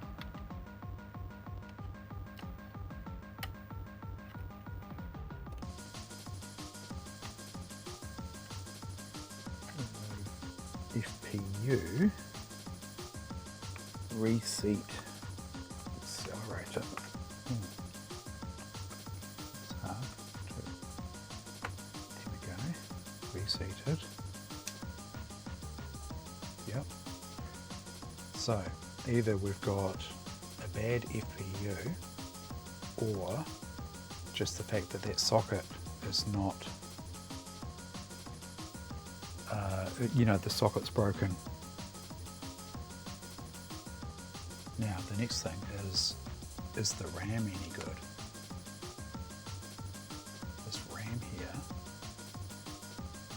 let's install that next. See whether we get what we've got here.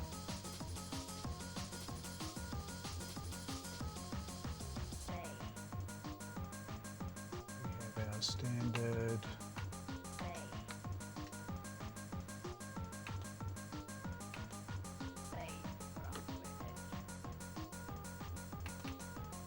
1 meg, was it?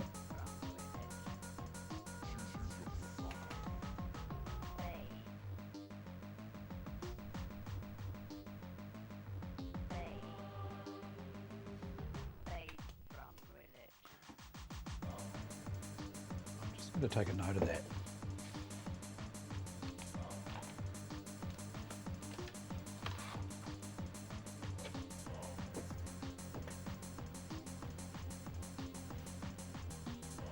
Pathetic. So we've got A600, 030, and we're only getting 665.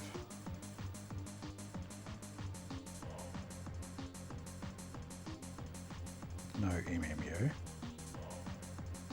no FPU, and no RAM.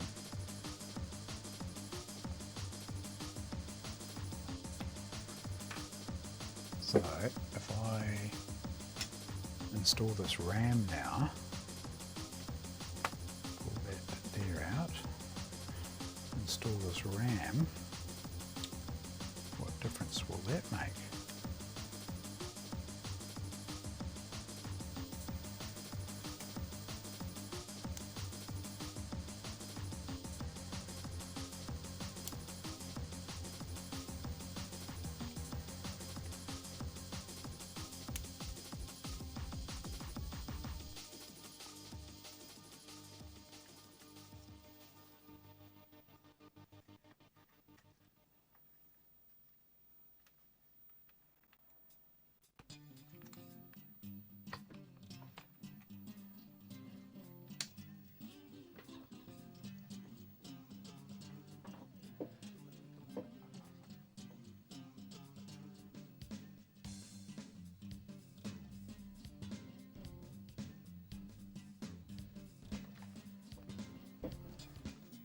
Yeah, I reckon consistency of layout is non-existent, I would say.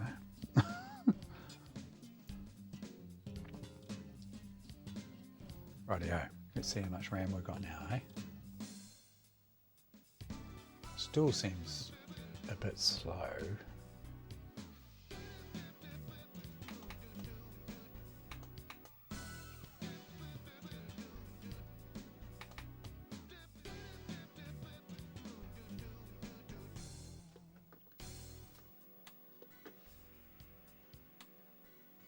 Memory, let's have a look. Oh yeah, 4 meg. 1 meg chip, 4 meg fast. That'll make a difference, but whether it makes a difference to the actual benchmark here, I doubt.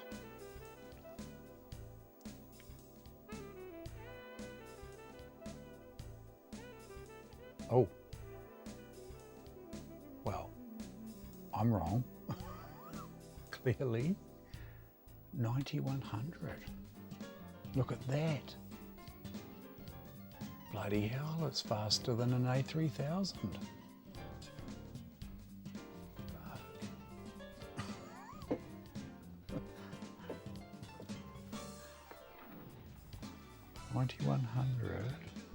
$9100. It's faster than the bloody A1200 with the Blizzard 1230 accelerator.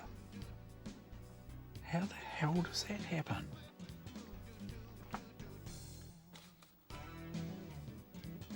For 8442, that's the A1200 with a Blizzard.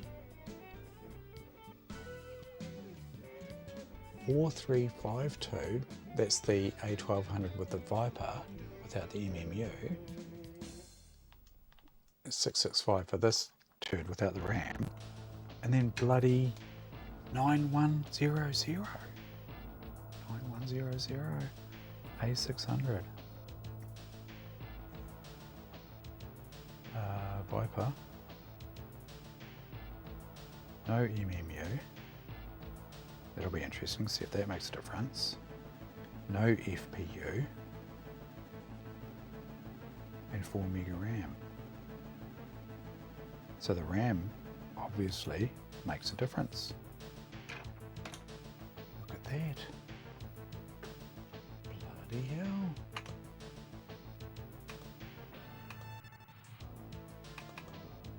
I've got WHD load on here. I've got some games on here. What have I got? Oh my god. A1200s of nothing that'll push it.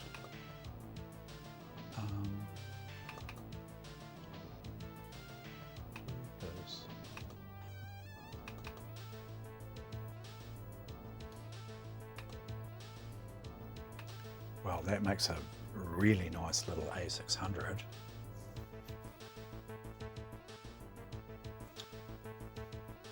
The issue is with that board in there, the issue is, you know, the hard drive normally sits over here, right? 2.5 inch chunky bloody tidbit drive, right? Chunky beast. And it normally, these legs here normally go down into the motherboard, but I can't see that there's enough room between the bottom of these screws here, or even this cage, and the top of the motherboard, which would be about here. I don't see any room to accommodate this bloody accelerator. So how is that supposed to work?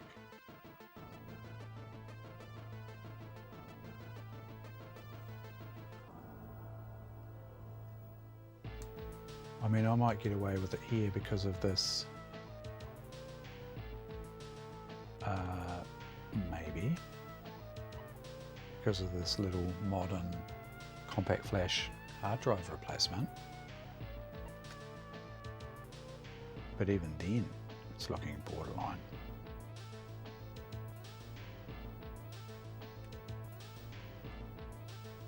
It's a real pity that bloody socket's been broken for the FPU, but then again, I might actually be able to recycle the FPU into another machine, into another accelerator. So, you know, that's something. There's a little plastic cover that's velcroed on here.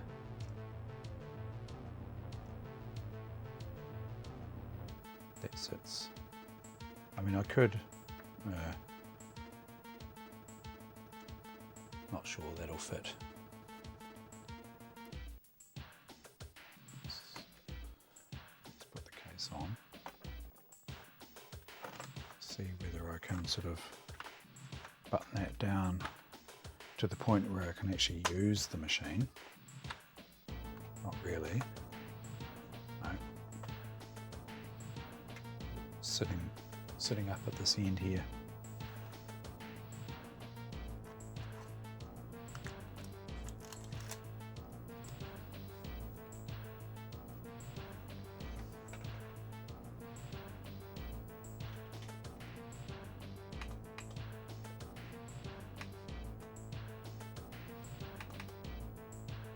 Yeah, it seems to be running. Oh, okay. It seems to be running pretty quickly.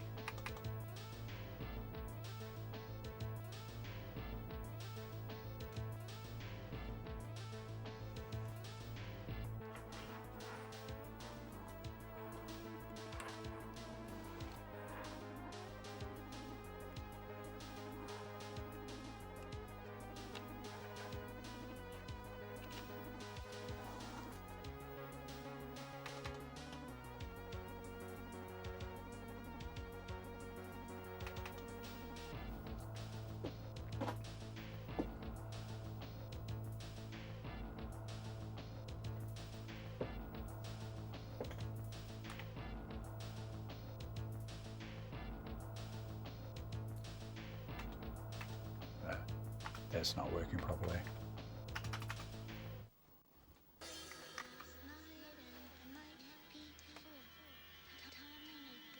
This card probably needs rebuilding. Not sure whether that's fully set up or not. That's exciting. Amiga 600 030. Ooh, very exciting.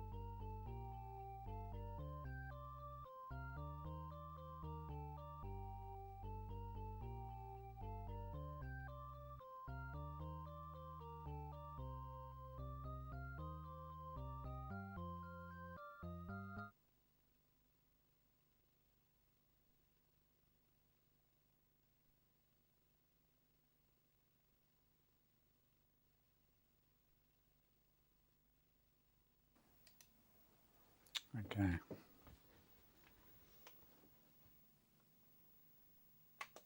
It's running. It's running.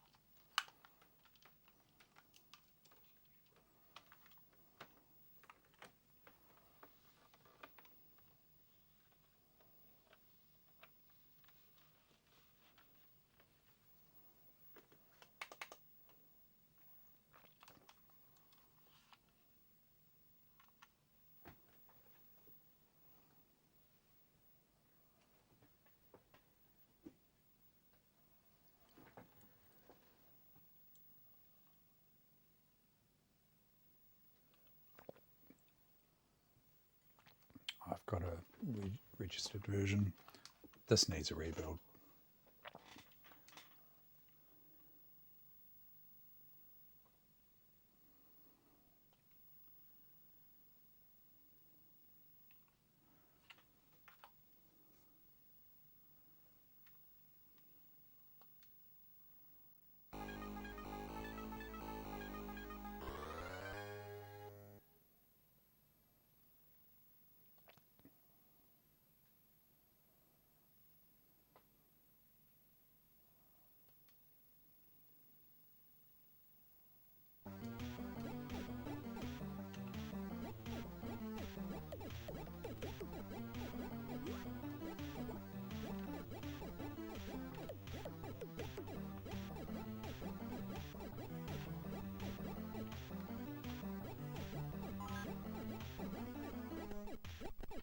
Yeah.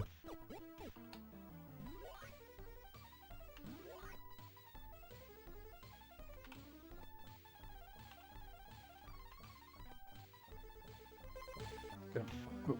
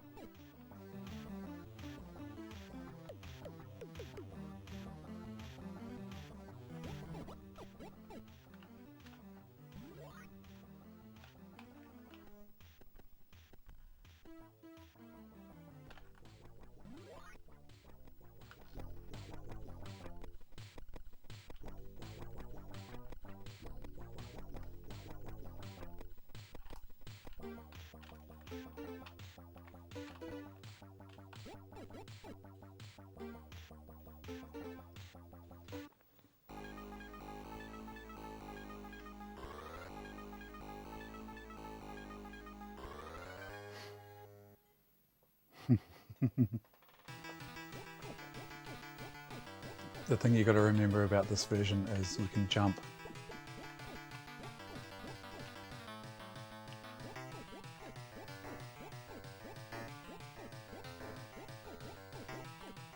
I often forget.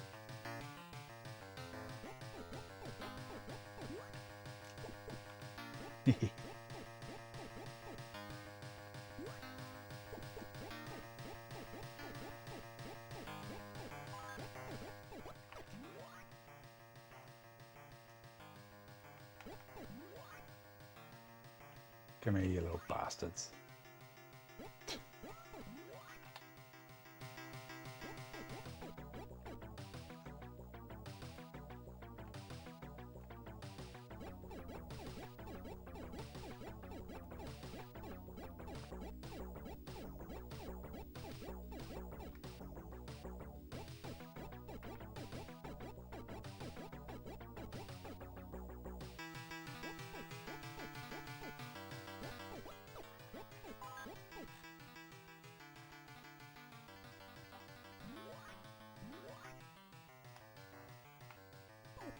Hey look, it's a lolly. I wonder what that contains.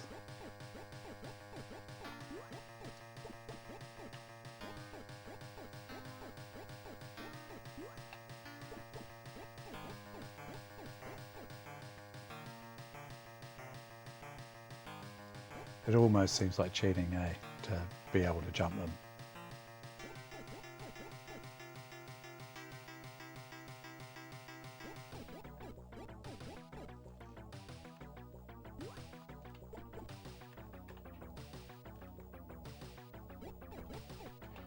And I don't think they're as smart as the real ones. You know, the real Pac-Man. Oh, as he dies.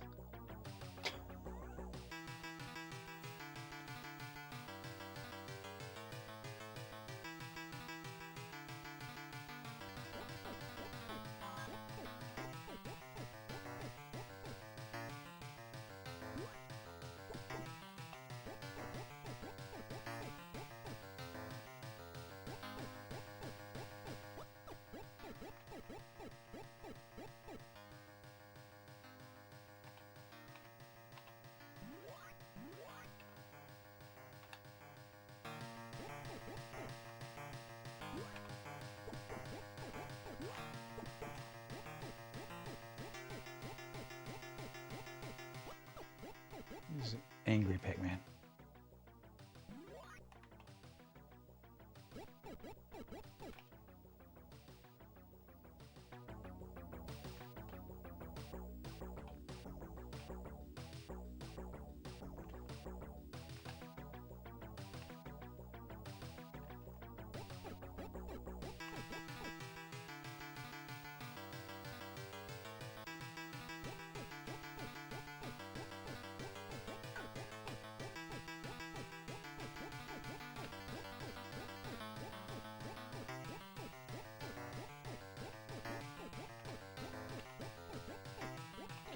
Oh, the other news too I didn't mention is I ordered an OSSC, open source scan converter.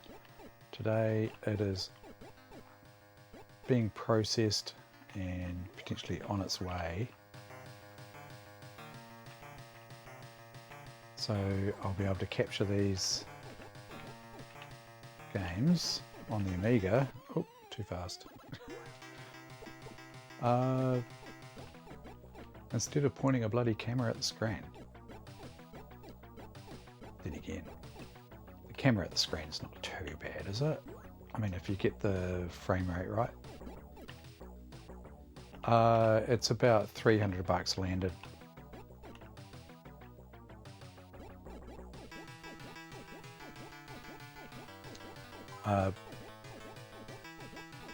Basically, between you and I, the business bought it. So it's basically going down as an expense, a little bit like my camera and my audio equipment, you know, my microphones and stuff like that for my YouTube channel, for my business. And yeah, so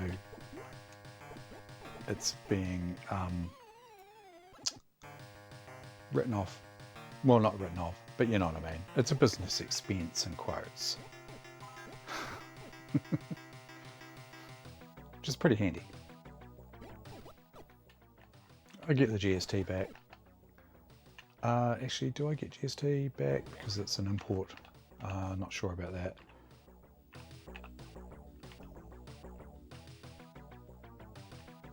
But yeah, it comes out of the businesses. So I can basically just write it off as like a YouTube expense. I mean, yeah.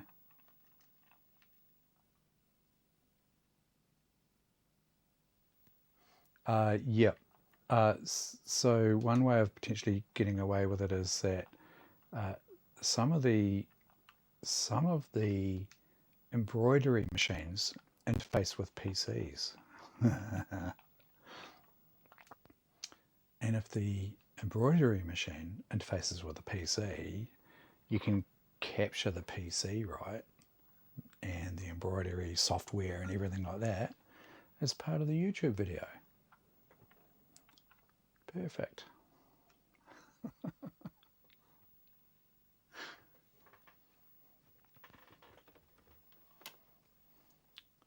Righto. Well, she's stable. She's nice and stable. That's good, hey?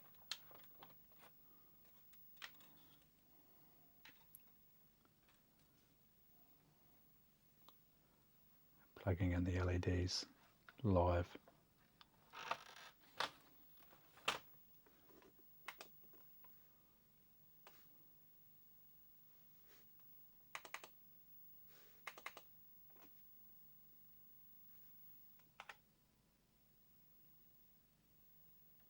Yeah, see, this is not set up correctly. Oh, damn it. I don't have the assigns set up in the startup.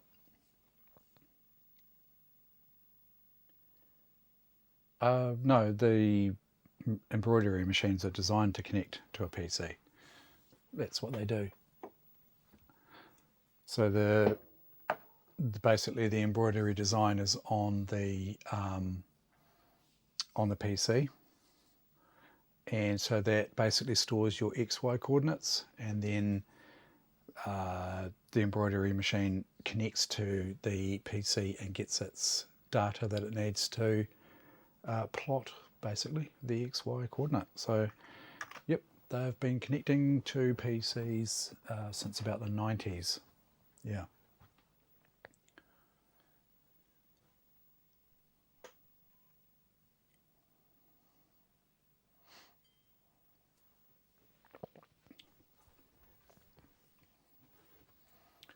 Wow, that's a nice little 600 now, isn't it? The nice thing about the 600 is that it's so small and, you know, it fits nicely on your desk. The what's that? Wireless manager. Oh yeah, I don't. This needs a full rebuild, which I'll do.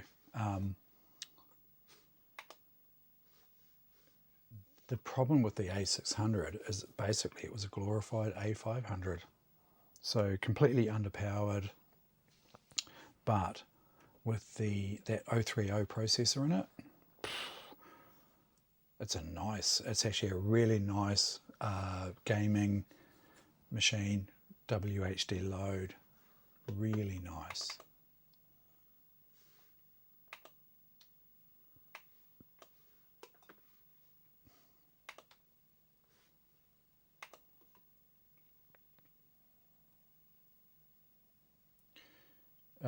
It's actually as powerful as one of my Amiga 2000s sitting over there that you've seen on stream plenty of times.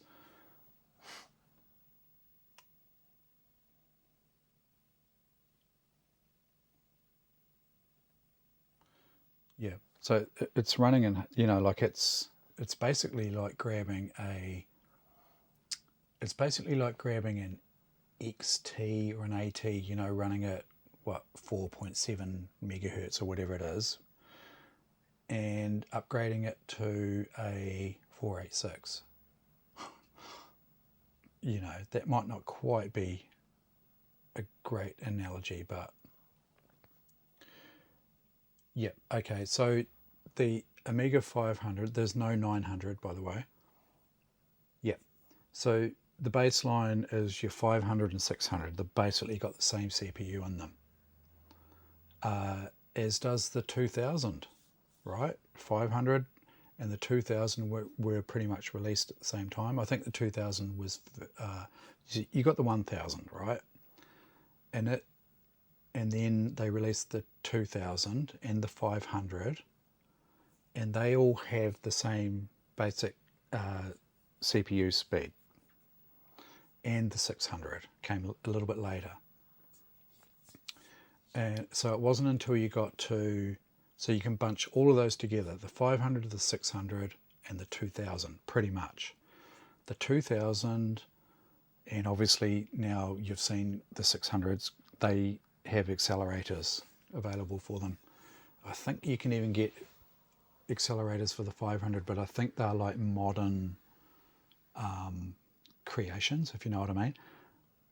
So back in the day, you could buy an accelerator, as you can see here, for your A600.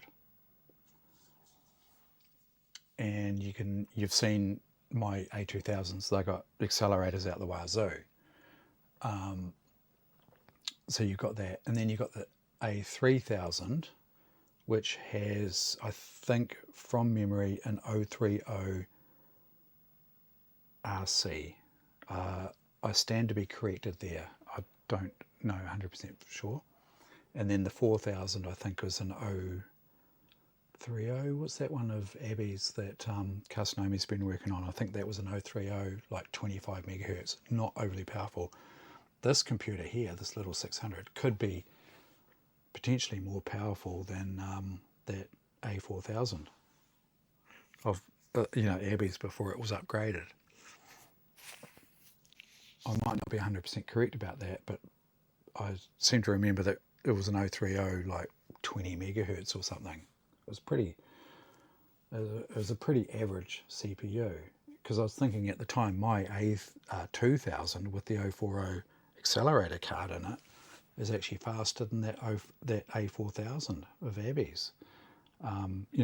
Before the accelerator was installed, her flash, terrible fire. But yeah.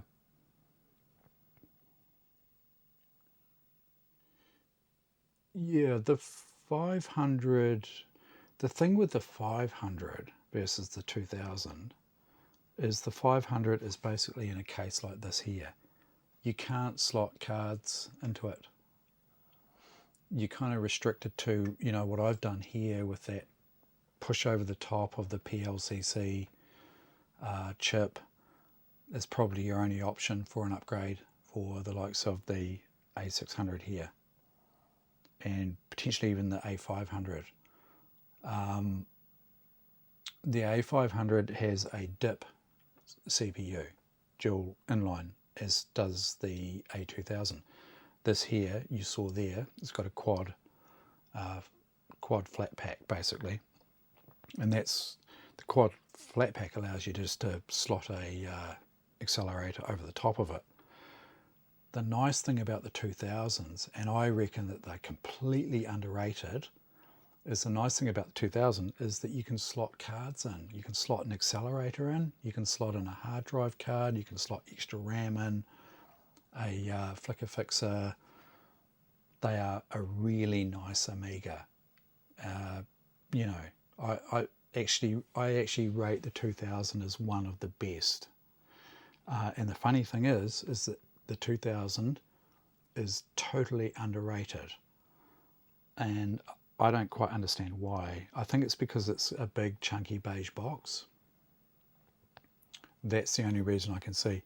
But as far as upgradability goes, I reckon it's the best. It's better than the A3000.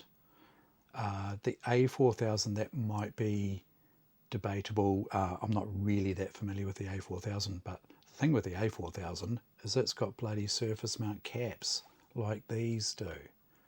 So this A600 and the A1200 surface mount, and the A4000 surface mount horrors. The A2000 and the likes of the A500 through hole, all through hole caps. They don't fail.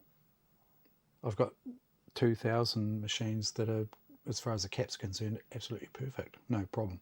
Never had to touch them. You can't say that about these 600s. These are all these all need recapping. If they've got the original caps in them, these need recapping, as do the 1200s. The CD32, they all need recapping.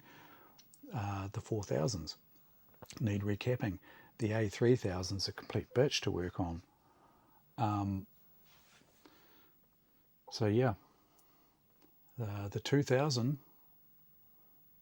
that'll be, if anyone said to me, what do you think, what computer, if I was going to buy an Amiga, what Amiga should I buy? If I can get any Amiga I want, I'd be tempted to say buy an Amiga 2000 with an accelerator. They're pretty hard to come by now, but so's an A4000, right? An A4000's bloody harder to come by than an A2000 by a long shot. So yep, I'd be tempted to say an A2000. If you want to dick around with an Amiga, do upgrades, fart around with them, the A1200s is brilliant. If you want an Amiga just to sit on the desk and play games with, these little 600s, these are nice. If you can get an accelerator for them, awesome, but I suspect that these accelerators are bloody like hen's teeth.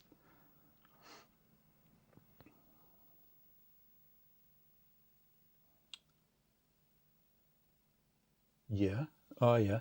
Did you see that there was an auction for Amigas in Wellington that, what's his name? I know him. Ivan. Yeah, he sold the whole collection for like 10 grand.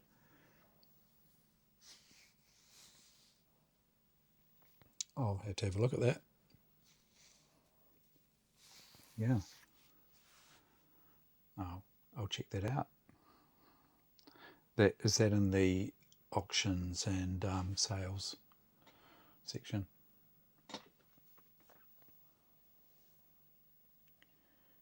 What else does he have? Does he have, oh yeah, general. Okay. Yeah, I'll take a look at that. Does he have PC stuff as well?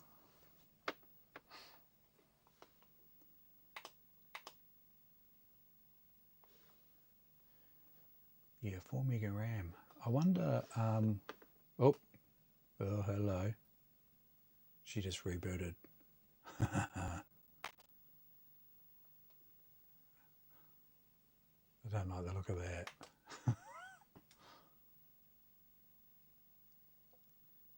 She just decided to reboot.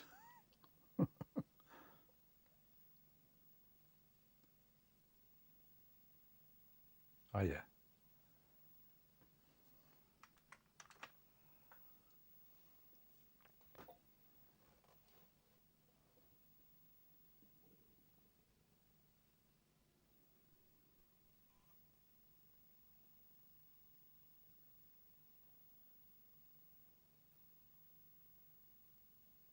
Oh, computer not happy. Oh dear.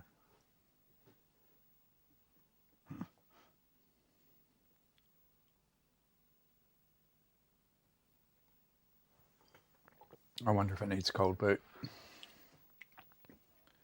Let's try that. Yeah.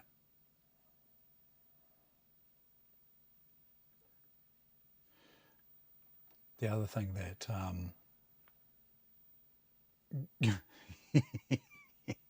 spoke too soon, but the other thing I found in the bag was this heatsink, and you know, I'm not sure whether that's supposed to go on it or not. There's not a lot of room to put a bloody heatsink on here, I tell you. Shit. Let's get some light on the subject.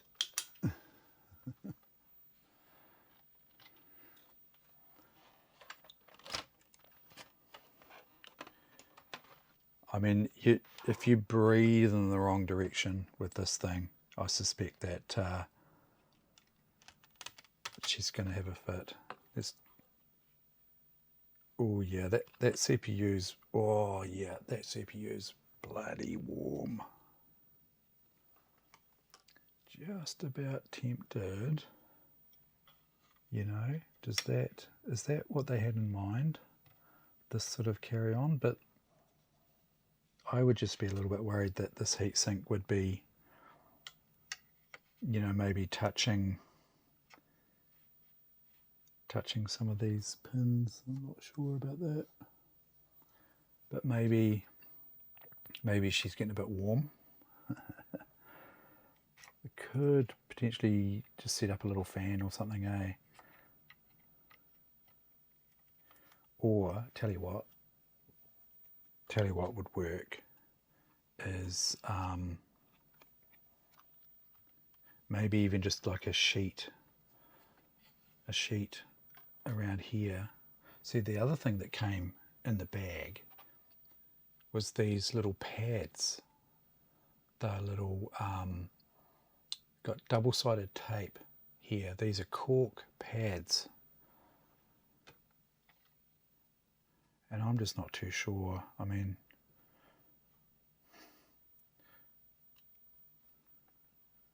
Not sure where they would live.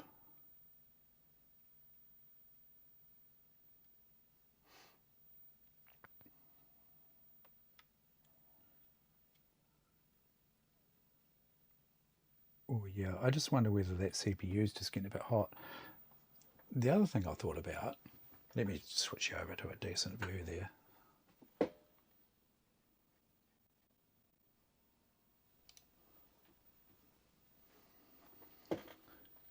See, this socket's broken, right? I wondered whether if I could get the FPU in there and like get maybe a couple of cable ties and get it around that socket and just pull the cable ties tight, and it might just close that socket just enough to get it to work. Then again, I don't know what the state of that bloody FPU is either. It could be toast for all I know. It needs to be tested in another machine. But I'm tempted to put, actually I've got some little heat sinks that I pulled off other boards. I could just get a little heat sink about the same size as this here, and you know, that might help, right?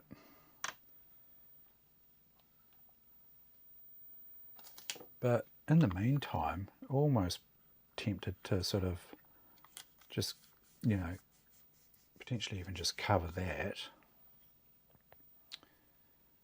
get a little bit of heatsink compound,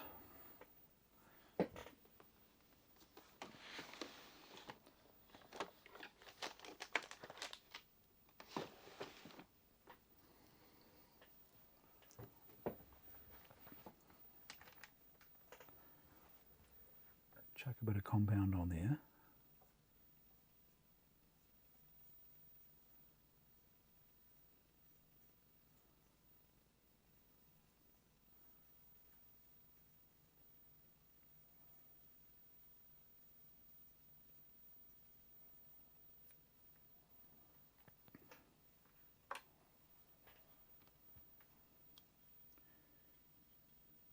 See, there's been compound on this.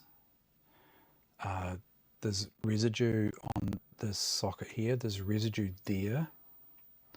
I'm wondering whether someone might have just done this, what I'm doing here. Whacked a heatsink on there, and basically, I don't know, maybe they haven't put it on properly and they've just forgotten about it, and maybe the heatsink slipped off and spread the compound over these sockets. I don't know, but it potentially looks like it could be the case.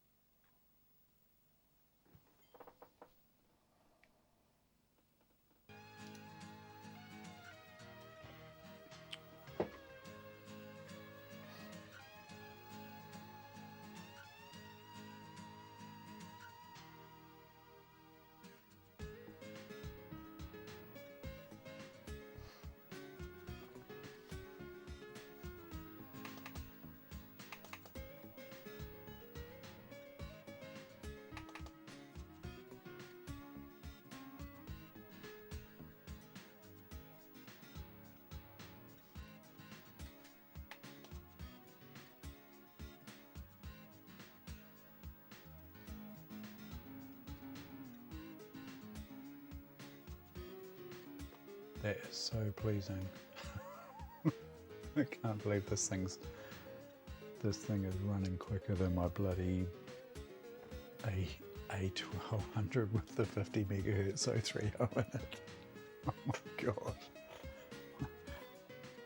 Yeah, 8442 versus 9103. And this doesn't even have an FPU or MMU enabled, it would be good to see MMU running nicely on this one. Oh, that is so pleasing.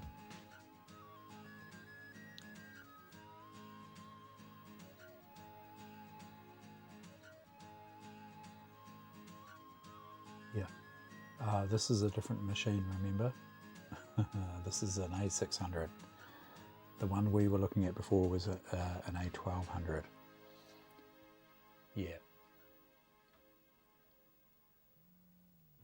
So if I can get the MMU situation sorted, that will be interesting. And then if I can add the FPU, we might have a bit of a flyer of a bloody Amiga 600 here. Yeah, it'd be one of the fastest bloody Amiga 600s around, I reckon. So that's a challenge. I've got to get this MMU thing sorted. That's the first thing. As I say, I might be able to, if I can test that FPU in another machine, make sure that's working, and then if I can confirm that's working, well then I can work on this socket here, which is broken, and maybe look at somehow mechanically pulling it in, you know, a little strap or something that I can just tighten, gently tighten. Could be worth a look at. It's certainly showing promise, that's for sure. It'd be interesting to see if I can put more RAM in it, you know, like whack it up to 8 meg. That is so cool. If I just gently put the lid back on.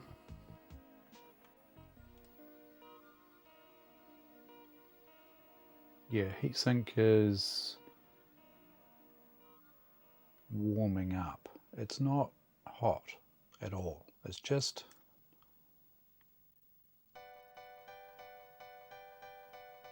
I can touch it quite comfortably with the back of my hand.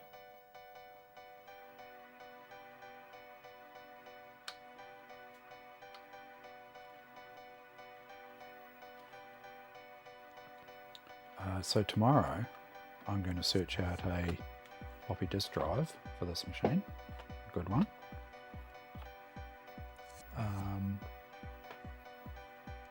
Do need to look at hard drive options because that is not ideal, sticking at the side here, so the left hand side of the case is sitting up. It's not what you want. Not quite sure how to deal with it actually.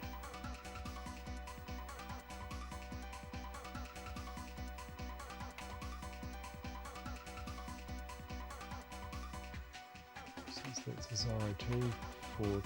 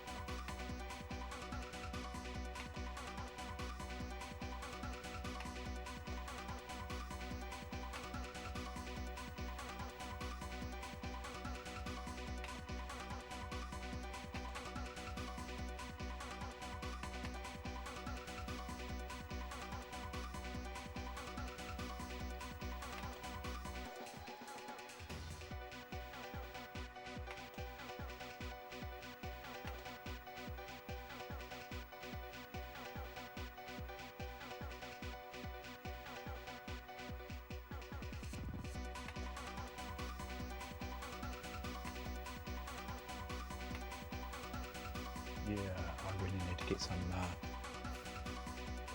get some software on here that's really going to push this machine. Watching an Amiga 600 running bloody Frontier Elite 2. Now that's the thing I want to see. Oh man, that's so cool.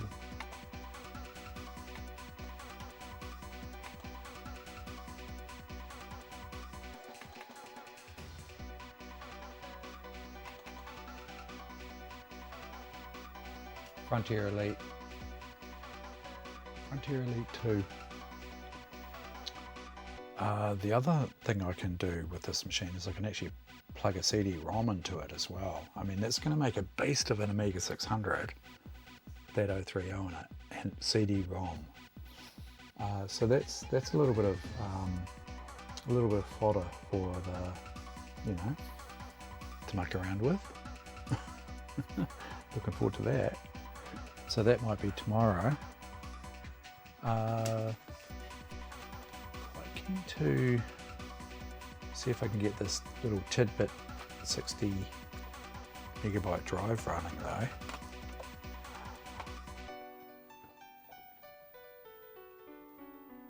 Yeah, I saw that. I've got an Amiga NIC, a Wi-Fi NIC, but yeah, just have to be set up for networking Amigas in general, really.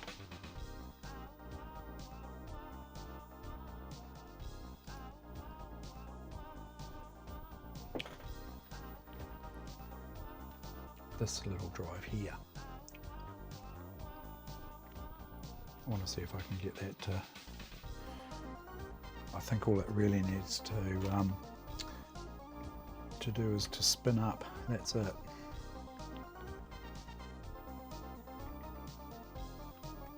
Finding that these little 2.5-inch IDE drives are becoming a little bit unreliable, I should say. They're quite often not spinning up. It's almost like they just need a little bit more grunt, you know,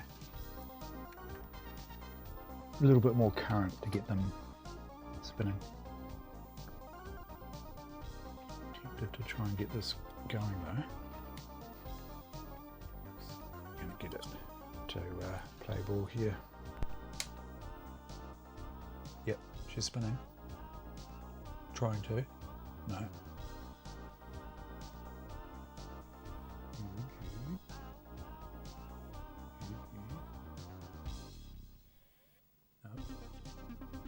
Not happy. It's going.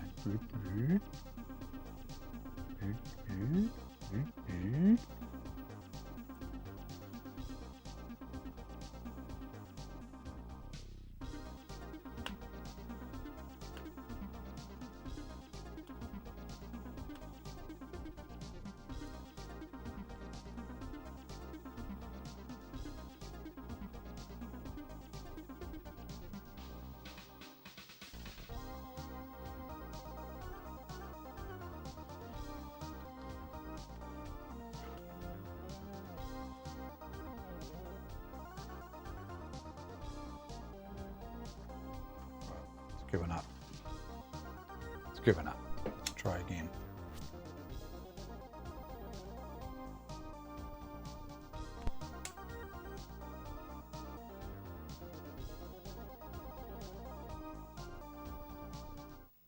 Yeah, I think it's the actual drive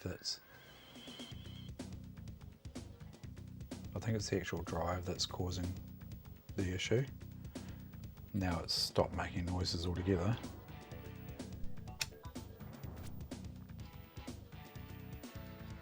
Like being tipped on its back.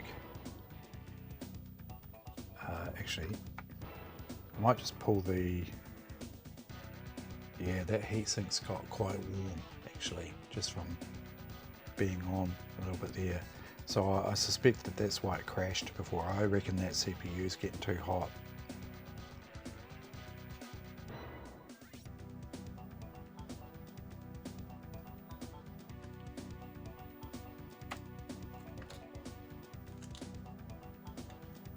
But now I know that that card actually works fine.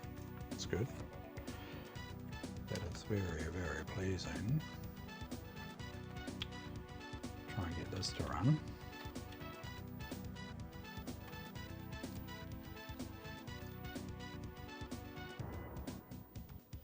See, there's 4 little holes, 1, 2, 3, 4, that these legs on this drive chassis sit in the board there.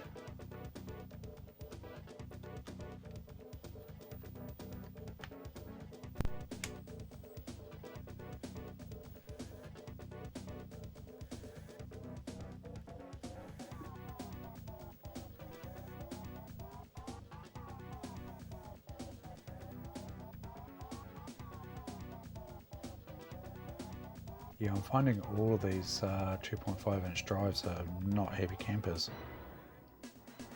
They have run before, but they seem to be pretty unreliable.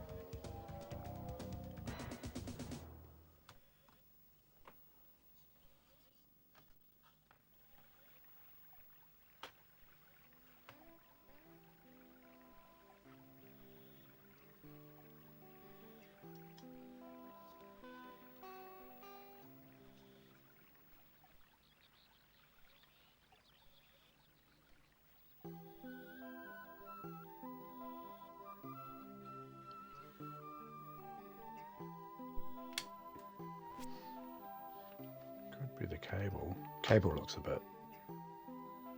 little bit how you doing.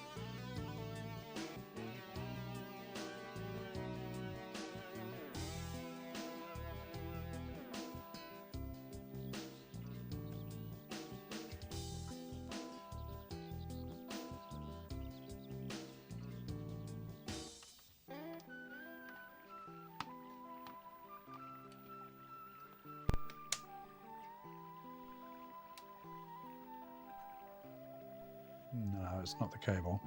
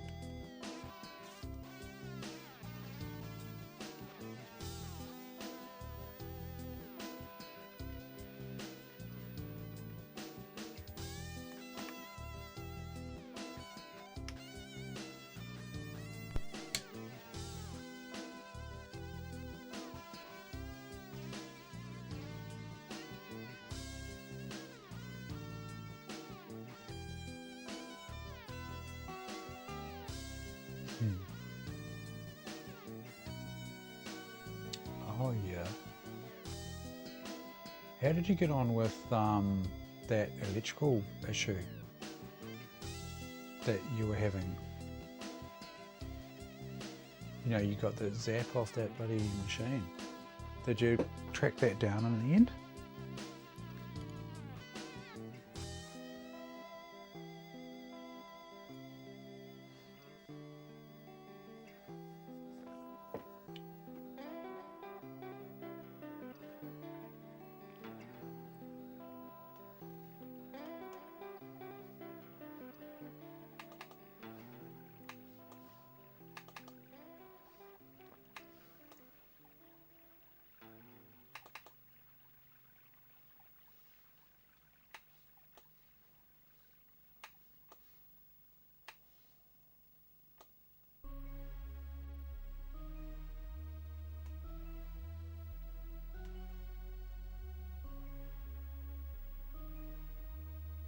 Yeah. Yeah, the problem with the continuity test is it's only putting out a voltage and a current that your meter can supply. And so the only way really to test that properly is with a what they call a mega. So the mega gives you lots of voltage, like 50,000 volts at a very low current, but it'll give you a zap. It's like an electric fence, right? But what that does is it will test for any leakage in a way that your multimeter just can't do. Your multimeter is like a fucking Morris miner trying to pull a trailer full of concrete up a massive hill. It's just, okay, so it won't break through. So what you want is a big V8 fucking Holden to tow the trailer up the hill. And if it can tow the trailer up the hill, you know there's enough power to get through. And yeah, it's not a very good analogy, but I think you can see what I mean. You need something with lots of energy. So it's called a mega. Yeah.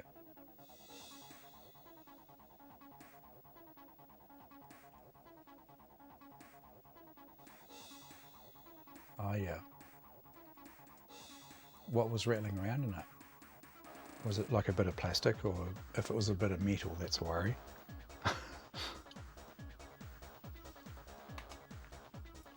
You see, they were saying a while back, or it was last week, I think, on the news that a lot of those, not the ones that you've got, but a lot of power boards are causing bloody house fires. So those 4-way power strips, 6-way power strips and that, some of the cheap ones, I think are causing issues.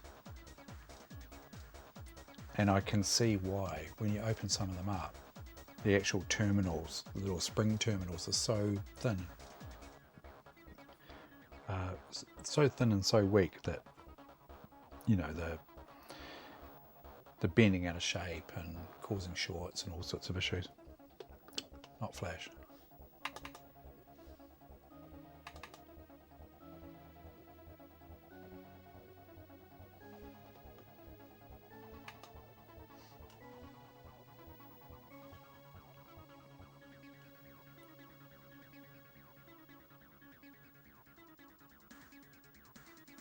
Digits, what? What, for a power board? Like a passive power strip?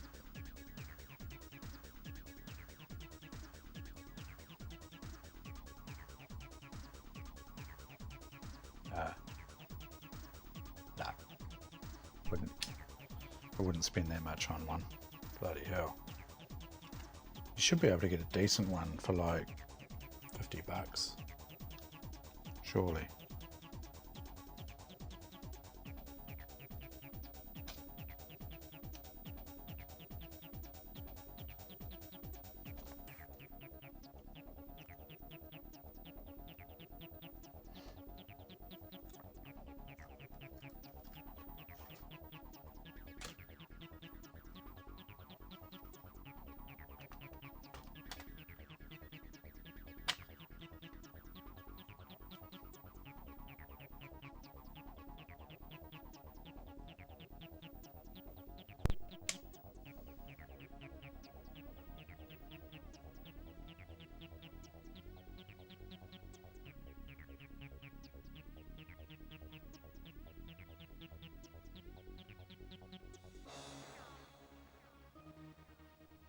Yeah.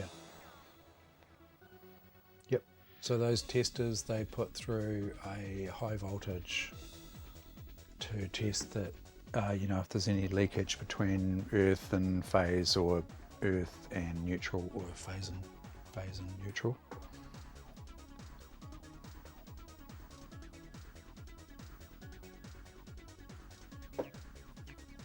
I had to do electrical restricted certificates 1 and 2. I think it was called A and B back then, restricted certificates A and B, as part of my apprenticeship back in the day. Right. As long as the metal's not flying around the place, you should be fine. But if it's floating around, it's not good no matter what.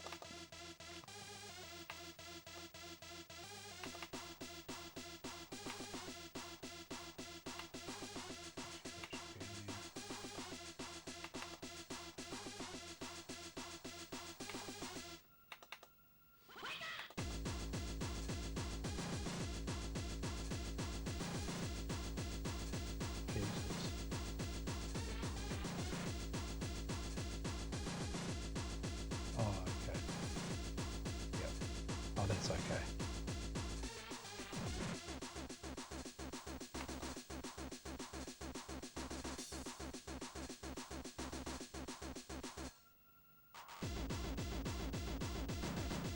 Oh, yeah. Oh, that's a nice design. Yeah, I like that.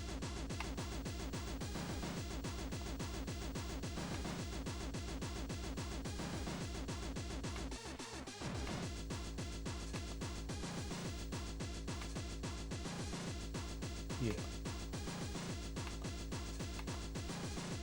Alright. I need to rebuild this bloody operating system.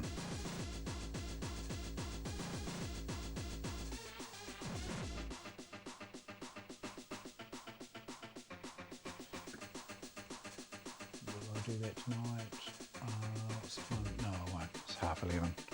I'm going to call it at that point.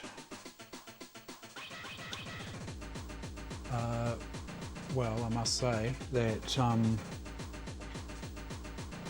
that's been a nice, pleasant surprise with this accelerator. Being, you know, I thought was potentially faulty, and there it turns out that it's working perfectly fine, except for the FPU. So I need to put a bit of work into figuring out what's up with this MMU. I had the MMU running with no problems, absolutely no issues, didn't have to dig around doing anything fancy with the Amiga 2000 with the A1200s accelerator. From what I can recall, I just copied that bloody MMULib into the libs folder, and away it went. For some reason with that 1200 and with this, maybe with the 600, I might have a little bit more luck. But that'll be tomorrow's mission, is to actually figure out why I can't get MMULibs working with the 1200 in this, and maybe try it out with the 600 here. And once I get that sorted, well then I need to do a little bit of testing to see whether that FPU, that, where did I put it? That FPU, I need to make sure that that's working, so I need to find a way of testing that. I guess it's just a matter of whacking it into another accelerator. And then if I can confirm it's working, well then I can whack it back in here and maybe try and clamp the socket down.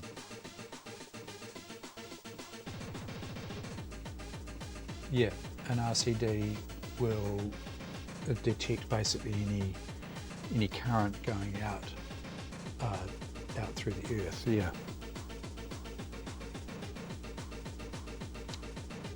So that's the mission for tomorrow. That'll make quite a nice little mission. Actually, I could test the FPU in here because there is an FPU socket in this beast here.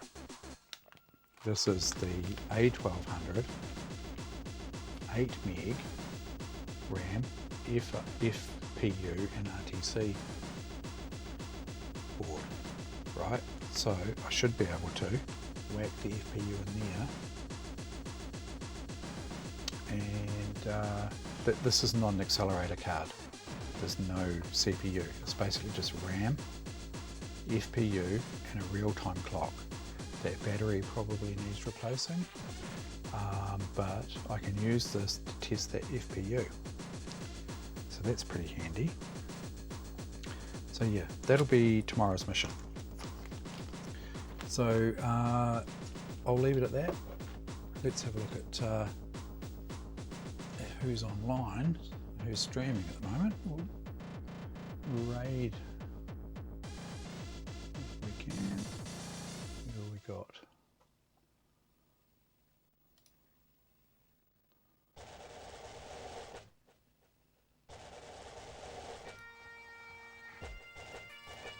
Who's on? Oh, it's Cassie on again. He is too. Let's raid old Cassie, eh?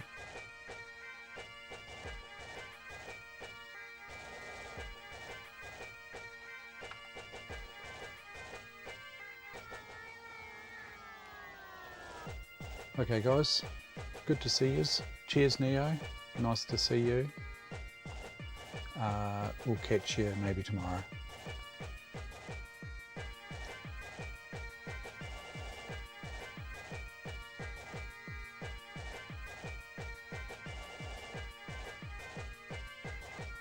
Yep. Cheers mate. Might see you tomorrow.